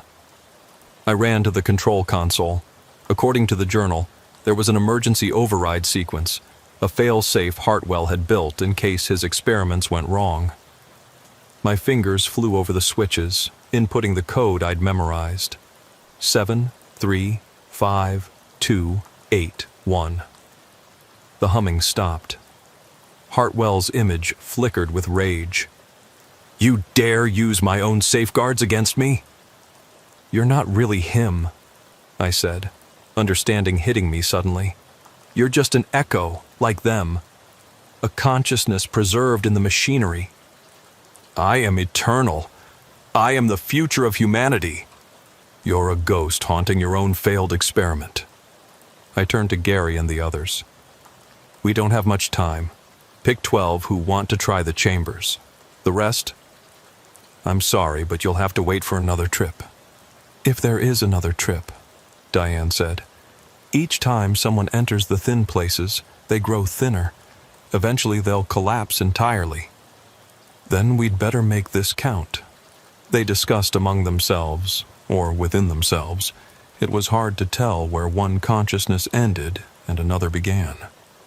Finally, 12 forms solidified enough to enter the chambers. Gary was among them, as was Diane. Some I recognized from my night in Harmonville. Others were strangers. "The process takes 15 minutes, Gary said as he entered a chamber. "You'll need to monitor the controls, make adjustments if anything goes wrong." I stood at the console, watching as the chambers filled with that luminescent fog. Inside, I could see the vague shapes of bodies forming, first skeletons of light, then layers of translucent flesh, slowly becoming solid. Hartwell's image appeared on every screen, his face contorted with fury. "They won't be human. They'll be abominations, neither here nor there. You're creating monsters." "They'll be free," I countered. "Free to choose their own paths. Freedom is chaos. Order is peace. Your order was death." The chambers hummed and pulsed. I watched the energy readings, making small adjustments when they spiked or dipped. 10 minutes in, something went wrong. One of the chambers, containing a consciousness I didn't recognize, began to overload. "The pattern's unstable," Hartwell laughed. "You see, you can't fight nature. They were meant to be harmonized, not individualized." I ran to the failing chamber. Inside, the forming body was flickering, parts of it solid, parts still energy. The person inside was screaming, a sound that existed on multiple frequencies simultaneously. According to the journal, unstable patterns could be stabilized by introducing a harmonic counterfrequency. But I'd have to calculate it on the fly, and I had seconds before the chamber exploded. I thought back to everything I'd learned about Hartwell's theories. If consciousness existed as a wave, then an inverted wave should stabilize it. I input what I hoped was the right frequency, 864 Hz, double the original harmonization frequency, but inverted. The chamber stabilized. The screaming stopped. Inside, a young man, maybe 19 or 20, was taking his first breath in 70 years. 5 more minutes. The other chambers were holding steady. But I could feel something else happening. The laboratory itself was destabilizing. Cracks appeared in the walls, not physical cracks, but fractures in space-time itself, showing glimpses of other realities beyond. "You're destroying everything," Hartwell raged. "The dimensional barriers can't handle this much energy transfer." He was right. My watch showed I had only 15 minutes left before the alignment shifted and the laboratory was falling apart. If it collapsed while I was still inside, the chambers opened with a hiss. 12 people stumbled out. Real, physical people, naked and confused, but undeniably human. Gary looked at his hands in wonder, touched his face, took a deep breath. "We're real," he whispered. "We're actually real again." "We need to go," I said. "Now." But Diane was looking at the remaining consciousnesses, dozens of them, still trapped in their dispersed state. "We can't leave them. We can't save them all. Not now." "Then activate the final harmony protocol. Give them peace." "No!" Hartwell's image grew larger, more distorted. "I won't let you destroy my work." The laboratory shook violently. Equipment sparked and exploded. The dimensional cracks widened, and through them, I could see impossible things. Cities that never were. Highways that led to nowhere. Versions of reality where Hartwell had succeeded in harmonizing the entire world. "Everyone out!" I shouted. We ran through the collapsing laboratory, 12 newly physical people and me, dodging falling debris that existed in multiple dimensions simultaneously. Behind us, Hartwell's consciousness raged, trying to pull us back, to trap us in his dying domain. The path back to the rest area was fragmenting. One moment it was solid fog, the next it was nothing but scattered light. We had to jump between stable sections, helping each other across gaps in reality. "Randy!" Gary grabbed my arm as I started to drift. "Your mantra, keep saying it!" I'd stopped. In the chaos, I'd forgotten to maintain my mental anchor. I could feel myself beginning to scatter, my consciousness spreading across dimensions. "My name is Randy Bowman," I shouted. "I'm from Fort Wayne, Indiana. I drive trucks for Midwest Freight Lines." It helped, but barely. The path was almost gone. We could see the rest area ahead, but it was fading in and out of existence. My watch showed 2 minutes until the alignment shifted. "Jump!" I yelled. We leaped through the final gap just as the path dissolved entirely. We landed hard on cracked asphalt, the abandoned rest area solid and real around us. Behind us, the entrance to Hartwell's laboratory collapsed into itself, taking the remaining consciousnesses with it. "No," Diane sobbed. "We left them. We left them all behind." "They're at peace now," Gary said quietly. "When the laboratory collapsed, it would have taken everything connected to it. Hartwell, the dispersed consciousnesses, all of it. They're finally free." The 12 stood there, naked in the foggy night, trying to comprehend their new existence. They had no identification, no history for the past 70 years, no place in the modern world. But they were alive. "What do we do now?" one of them asked. I thought about it. 12 people appearing out of nowhere would raise questions. But truckers had networks, ways of helping people who needed to disappear or start over. "There's a truck stop about 10 miles from here," I said. "Owner's an old friend who doesn't ask questions. He'll help you get clothes, maybe even jobs. It won't be easy, but you can build new lives." "New lives," Gary repeated. "After 70 years, we get to start over." "Is that a blessing or a curse?" Diane asked. "It's a choice," I said. "And that's all anyone can ask for." I helped them into the back of my trailer. Illegal as hell, but sometimes the law and what's right don't align. The drive to the truck stop was silent except for the occasional sob or gasp of wonder from my passengers experiencing the real world for the first time in decades. My friend Duke ran the truck stop, a grizzled Vietnam vet who'd seen enough weird stuff in his life not to be fazed by much. When I explained I had 12 people who needed help, no questions asked, he just nodded. "Runaways?" he asked. "Something like that. I got clothes in the donation bin. Can probably scrounge up some IDs from people who don't need them anymore. Jobs are harder, but I know people." "Thanks, Duke." "Don't thank me yet. This is going to cost you." "How much?" "Not money. Information. What really happened out there?" I looked at the 12, now dressed in mismatched clothes from the donation bin, trying to figure out how to use modern technology, struggling to exist in a world that had moved on without them. "You wouldn't believe me if I told you." "Try me." So I told him. Everything. Harmonville, the harmonizer, Dr. Hartwell, the dimensional laboratory. He listened without interrupting, occasionally nodding as if pieces of a puzzle were falling into place. "Always wondered about that rest area," he said when I finished. "Truckers have been reporting weird stuff there for years. Guess now we know why." "You believe me?" "Randy, I've been running this stop for 30 years. I've heard every story there is. And the one thing I've learned is that the impossible happens every damn day. We just usually don't notice." Over the next few hours, Duke worked his magic. The 12 got temporary IDs, cash-paying jobs at various businesses that didn't look too closely at backgrounds, and places to stay. It wasn't much, but it was a start. Gary shook my hand before leaving. "Thank you, Randy, for everything, even for destroying the original harmonizer. We needed to be free, even if we didn't know it." "What will you do now?" "Learn to be human again. It's been so long I've almost forgotten how, but I'm looking forward to remembering." Diane hugged me. You saved us. As many as you could. I'm sorry about the others. They're at peace. That's more than they had before.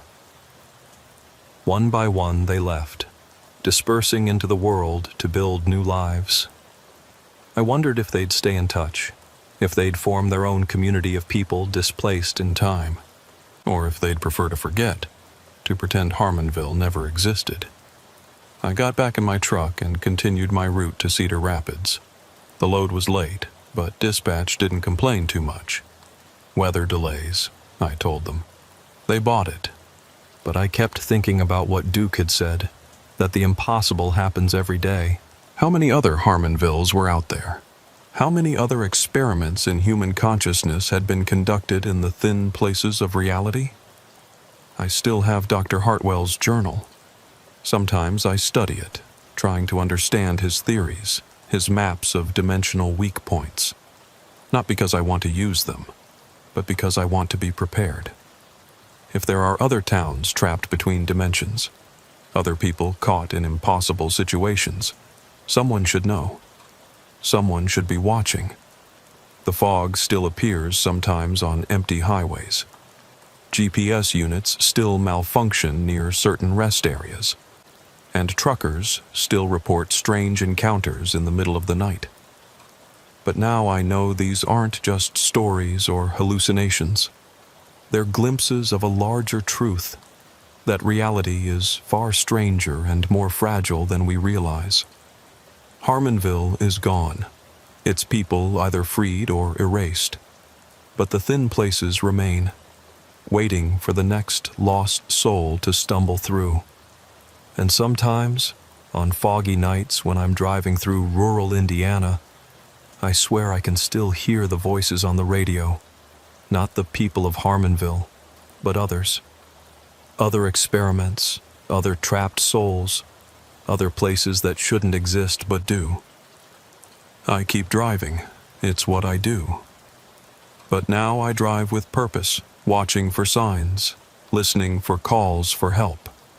Because if there's one thing I learned from Harmonville, it's that someone needs to be watching the spaces between. Someone needs to remember that not all prisons have bars, and not all freedoms are free. The road stretches on, endless and full of possibilities, and somewhere out there, in the fog between dimensions, the impossible waits to be discovered. 6 months passed. I tried to return to normal life, hauling loads across the Midwest, pretending that Harmonville had been just a strange dream. The 12 people I'd helped rescue had scattered to the winds, building their new lives. Gary sent me a postcard once. No return address, just a photo of a sunset and the words, "Learning to be human is harder and more beautiful than I remembered." I thought it was over. I was wrong. It started with the dreams. Every night, the same one. I was driving through fog, but instead of one impossible road, there were dozens, all leading to different versions of Harmonville. In some, the town was a paradise. In others, a nightmare. And in all of them, Dr. Hartwell stood at the center, still trying to complete his grand design. Then the reports started coming in. Truckers on my routes began talking about new incidents. Entire convoys going missing for hours, only to reappear with no memory of where they'd been. Rest areas where time moved differently. You'd stop for a 10-minute break and emerge to find hours had passed. GPS units not just malfunctioning, but showing entirely different highway systems, complete with exit numbers and town names that didn't exist. Duke called me one night in October. "Randy, you need to see this." I was passing through his truck stop anyway, so I pulled in. He led me to his office and pulled up security footage on his computer. "This was 3 nights ago," he said. The footage showed the parking lot at 3 a.m., empty except for a few trucks. Then, between one frame and the next, 12 people appeared. Not the 12 I'd rescued. Different people, wearing the same 1950s clothing, with the same confused expressions. "They stayed for about an hour," Duke said. Didn't talk to anyone, just wandered around looking lost. Then they got into vehicles that weren't there before and drove off. The vehicles just materialized. Did you try to talk to them? I went out there, but it was like they couldn't see me. Like they were in a different layer of reality, overlapping with ours, but not quite touching. I studied the footage. The people moved with that same synchronized gait I remembered from Harmonville, but something was different. They looked more real, more solid, more permanent. There's more, Duke said. He pulled up a map on his computer, marking locations across Indiana, Illinois, and Iowa. Every place I've marked, there's been a similar incident. People appearing from nowhere, all dressed like it's the 1950s, all moving in perfect harmony. How many locations? 47 so far, and Randy. They're all building something. Building what? Towns. Complete towns that appear overnight. The local authorities are going crazy trying to explain it. They're calling it mass hallucinations, elaborate hoaxes, anything but what it really is. I felt a chill run down my spine. Hartwell's network. He was planning to harmonize multiple towns, create a network of connected communities. But he's gone. You said the laboratory collapsed. His consciousness was in the machinery. When it collapsed, I trailed off, understanding hitting me like a truck. Oh God, he didn't die. He dispersed, just like the people of Harmonville. But he was stronger, more integrated with the dimensional frequency. He could have maintained cohesion. You're saying he's still out there? Not just out there. He's continuing his work, creating new Harmonvilles, populated with, I don't know what, copies? Dimensional echoes? People pulled from alternate realities? Duke leaned back in his chair. What do we do? Before I could answer, my phone rang. Unknown number, but I recognized the area code. It was from one of the locations Duke had marked. Randy Bowman? The voice was familiar but wrong, like someone doing an impression of someone I knew. Who is this? It's Gary, but not the Gary you knew. I'm from Harmonville 17. Dr. Hartwell created me, along with this entire town 3 days ago. We need your help.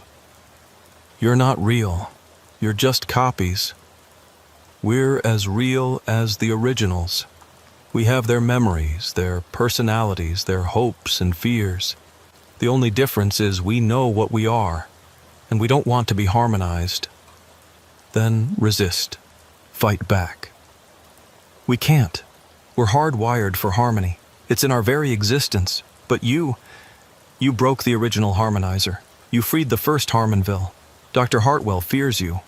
That's why we could contact you. He's weaker when he thinks about you, less able to maintain control. Where are you? Interstate 74, exit 197. But Randy, you have to hurry. Tomorrow night, Hartwell plans to activate the Master Harmonic Protocol. He's going to link all 47 towns into a single network. Once that happens, he'll have enough power to expand exponentially. Within a year, he could harmonize the entire Midwest. I looked at Duke. He'd heard everything. I've got extra fuel barrels, he said, and some other supplies you might need. Whatever's happening, you can't face it alone. I don't have a choice. I'm the only one who's been inside the dimensional space and survived. I know how Hartwell thinks, how his technology works. Then at least take backup. Duke went to his safe and pulled out something I didn't expect, a device that looked like a modified CB radio crossed with some kind of scientific instrument. Been working on this since you told me your story. It's a dimensional frequency scanner. Should help you detect thin places, maybe even communicate across dimensional barriers. Duke, how? I wasn't always a truck stop owner, Randy. Did some work for the government back in the day. Secret stuff. The kind of thing that officially doesn't exist. When you told me about Harmonville, it confirmed some theories I'd had for years. I took the device. It was heavier than it looked, solid and real in a way that was reassuring. There's something else, Duke said. He handed me a folder full of photographs. These came in the mail yesterday. No return address. The photos showed me dozens of versions of me, all slightly different. Some older, some younger, some with scars I didn't have, some missing scars I did have. And in every photo I was standing in a different version of Harmonville. He's been pulling versions of you from other dimensions, Duke said. Testing them, seeing which one would be most likely to stop him. You're not the first Randy Bowman to face him, but according to the note that came with these, you're the last one left. The note was in Hartwell's handwriting. Every dimension has its guardian. I've defeated 46 versions of you. You're the only one remaining. Come to New Harmonville Prime, or I'll harmonize your entire reality. You have 24 hours. I looked at the clock. 9 p.m. If I left now, I could make it to exit 197 by midnight, scout the situation, and figure out a plan before tomorrow night's deadline. I'm coming with you, Duke said. No. If something happens to me, someone needs to know the truth. Someone needs to warn people. Then take this. He handed me a satellite phone. Military grade. Should work even in dimensional distortions. If you need help, or if you need someone to carry on the fight, call. I loaded up on supplies, extra water, emergency flares, road salt, which, according to Hartwell's journal, could disrupt dimensional frequencies, and Duke's scanner. Then I hit the road, driving toward what might be my last night on Earth. Exit 197 appeared on my GPS at exactly midnight, even though I knew for a fact it didn't exist in normal reality. The off-ramp materialized as I approached, along with a sign. Welcome to New Harmonville Prime. Population infinite. The moment I took the exit, reality shifted. The dark highway became a well-lit main street, but not like the original Harmonville. This was huge, a city rather than a town, stretching as far as I could see. Buildings from every era of American architecture stood side by side. Victorian mansions next to 1950s diners next to modern glass skyscrapers, and all of them were full of people. I parked my truck and got out.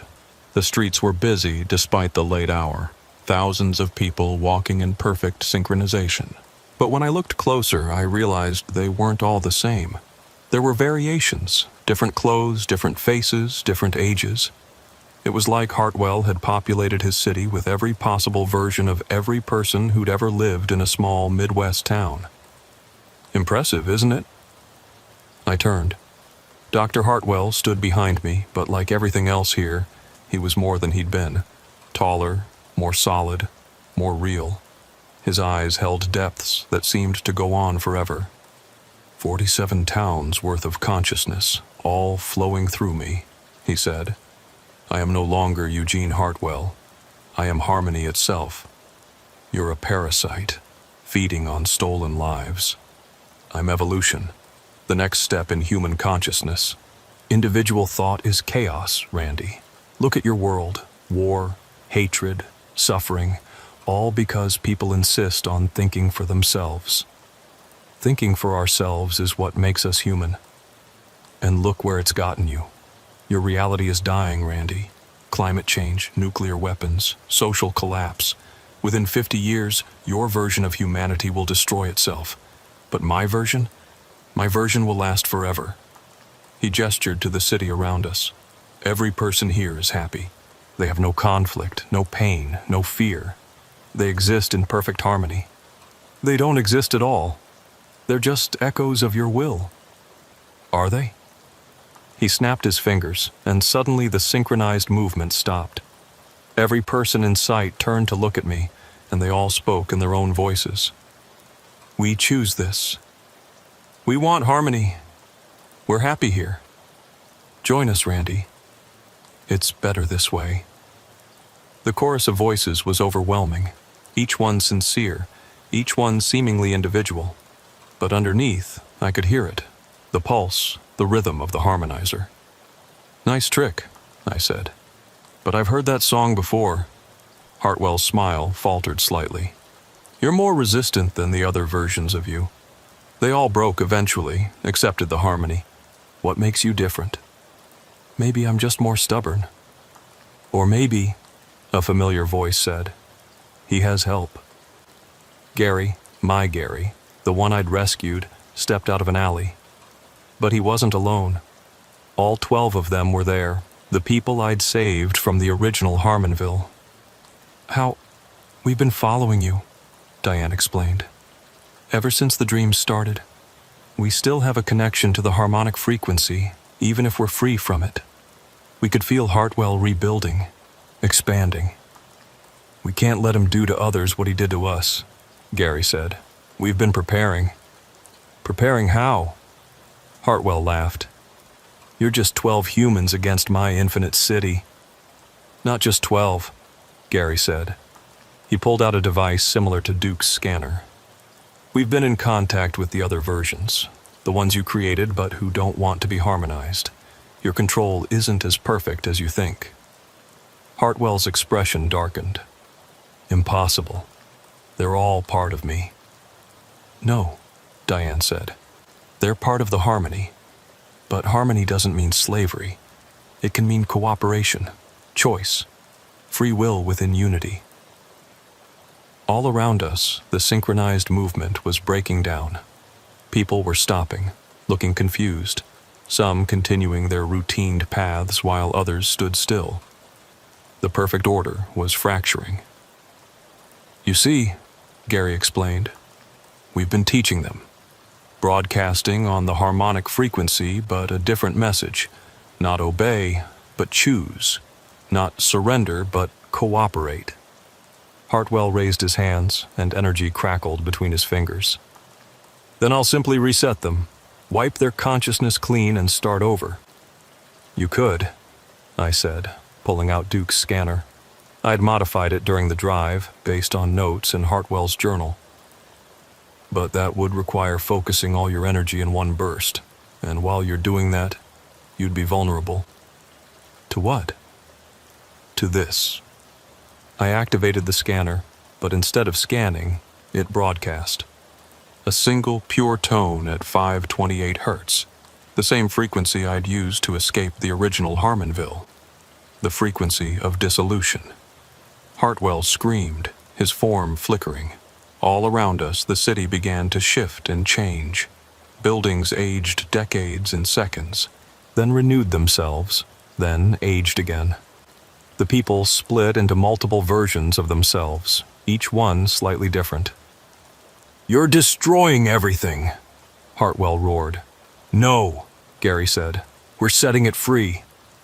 The 12 formed a circle around Hartwell and me, joining hands. They began to speak, not in unison but in harmony, different words, different tones, but all working together. We were Harmonville. We were enslaved. We were freed. We chose our path. Now they choose theirs. The city was transforming. Instead of one massive Harmonville, it was becoming 47 distinct towns, each with its own character, its own identity. The people were becoming real individuals, not copies or echoes, but actual beings with free will. Hartwell fell to his knees, his form becoming less solid. "My work, my perfect harmony." "Harmony isn't perfection," I said. "It's balance. It's different notes working together to create something beautiful.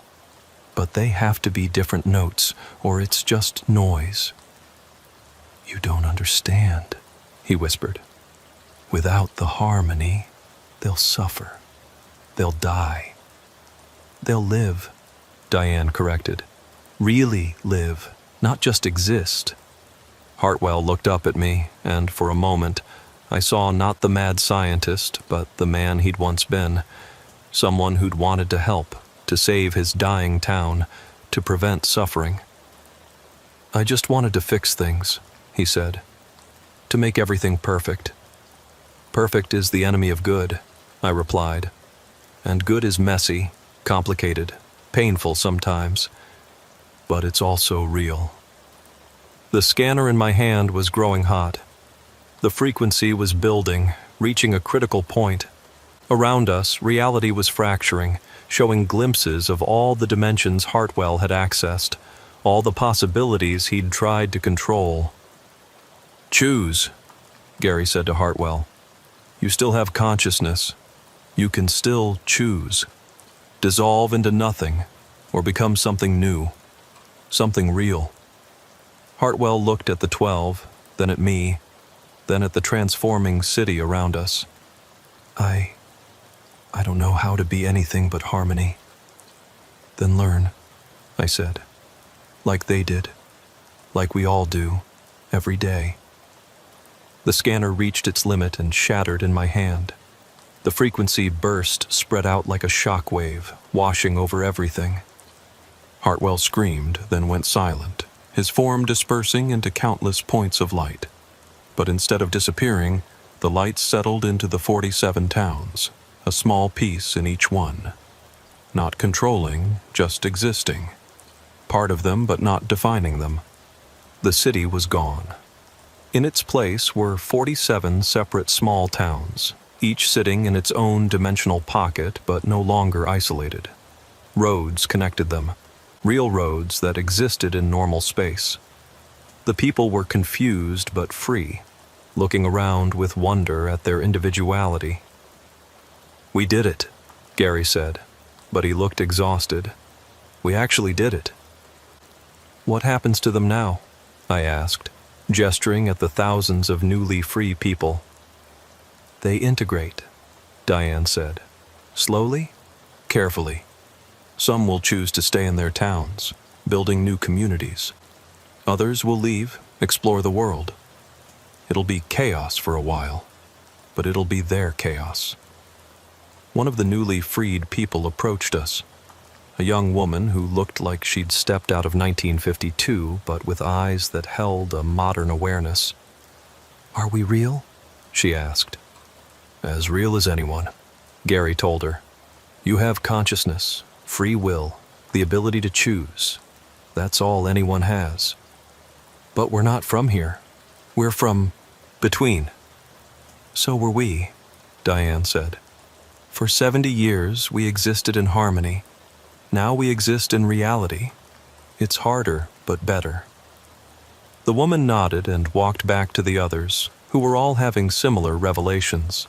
Some were crying, some laughing, some just standing in shock. But they were all feeling, all thinking, all being. "Randy," Gary said, "there's something else. The dimensional barriers, they're not going to close. These thin places will always exist now. Other things might come through. Other Hartwells? Or worse. Or better. We don't know. But someone needs to watch. Someone needs to be ready." I thought about my life on the road, constantly moving, never settling. Maybe this was why. Maybe I was meant to be a guardian of the thin places, watching for threats and opportunities alike. "I'll do it," I said. "I'll keep driving, keep watching." "Not alone." Duke's voice crackled through the satellite phone I'd forgotten I was carrying. "I've been monitoring everything. Got a whole network of truckers ready to help. We'll be the watchers on the highways, the guardians of the thin places." "The Knights of the Open Road," Gary said with a small smile. "I like it." The 12 began to disperse, each heading to one of the towns to help with the integration. Gary shook my hand one last time. "Thank you, Randy, for everything. You saved us twice, once from harmony, once from chaos. You saved yourselves. I just gave you the chance." He smiled, a real human smile, nothing like the painful rictus of the original Harmonville. Then he walked away, heading toward his new purpose. I got back in my truck and started driving. The 47 towns would appear on maps now, small additions to the Midwest landscape. People would wonder where they came from, but official explanations would be found. Bureaucratic errors, overlooked census data, collective amnesia. The world would adapt, as it always did, to the impossible. My CB crackled to life. "Breaker, breaker, this is Kentucky Joe. Just saw something weird at mile marker 89, fog rolling in where there shouldn't be none." I picked up the handset. "This is Ohio Dale. I'm on my way. Keep your distance, but keep watching." "Roger that. What are we looking for?" "Anything that doesn't belong. And Joe, if you see a road that wasn't there before, don't take it. Wait for backup." "Copy that. Kentucky Joe out." I drove toward mile marker 89, Duke's scanner rebuilt and sitting on my dashboard, Hartwell's journal beside me. The thin places were multiplying, reality becoming more flexible. We were entering a new age, one where the impossible was just another part of life. But we'd be ready. The truckers, the watchers, the guardians of the highway. We'd keep the roads safe, help the lost, and prevent anyone else from imposing their version of perfection on an imperfect world. The highway stretched out ahead, endless and full of possibilities. Somewhere out there, another thin place was forming. Another challenge, another opportunity, another chance to choose between harmony and freedom. I chose freedom every time. The fog was waiting at mile marker 89, glowing with that familiar luminescence. Through it, I could see the outline of something. Not a town this time, but something else. Something new. I pulled over and waited for backup. Within an hour, 3 other trucks had arrived. Duke was in one of them, having closed his truck stop to join the watch. "What do you think it is?" he asked. "Only one way to find out." We walked toward the fog together, 4 truckers facing the unknown. The fog parted as we approached, revealing not a road or a town, but a bridge. A massive bridge that arched up into the fog, disappearing into dimensions we couldn't see. A figure stood at the entrance to the bridge. Not Hartwell. Not anyone from Harmonville. Something entirely different. It looked human, but moved like water, constantly flowing and reforming. "Greetings," it said in a voice like wind chimes. "We are refugees from a reality that no longer exists. We seek passage through your dimension to reach safe harbor. Will you grant us crossing?" I looked at the others. Duke shrugged. "You're the expert on this stuff, Randy." I stepped forward. "How many of you are there?" "Thousands. We are the last of our kind." "Are you dangerous?" "Only if threatened. We seek only passage, not settlement." "And if we refuse?" "Then we remain here, at the threshold, until your reality can no longer support our presence. Eventually, the bridge will collapse, possibly damaging both our dimensions. Another choice. Another moment where the future balanced on a decision."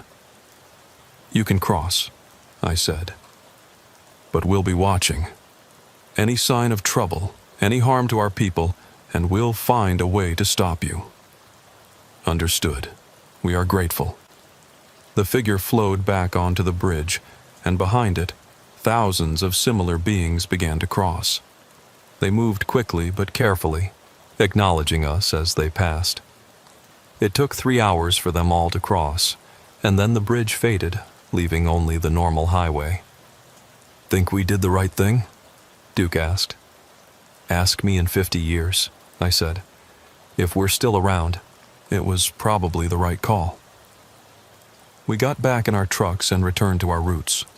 But now we had a purpose beyond hauling freight. We were the thin line between dimensions, the watchers at the threshold, the ones who decided what could cross and what couldn't. It wasn't the life I'd planned, but then again, nothing about my life had gone according to plan since that first night at the rest area on I-80. The world was bigger, stranger, and more dangerous than I'd ever imagined. But it was also more wonderful. As I drove through the night, I thought about Harmonville, both the original and the 47 new ones. They were out there now, finding their own paths, making their own choices, free to succeed or fail, to thrive or struggle, to be human in all its messy glory. And I'd keep driving, keep watching, keep choosing freedom over harmony, chaos over control, reality over perfection. Because that's what truckers do. We keep moving, keep delivering, keep the world connected. Even when that world includes dimensions we don't understand and beings we can't imagine. The road goes on forever and the party never ends. But now, at least, we're watching the door.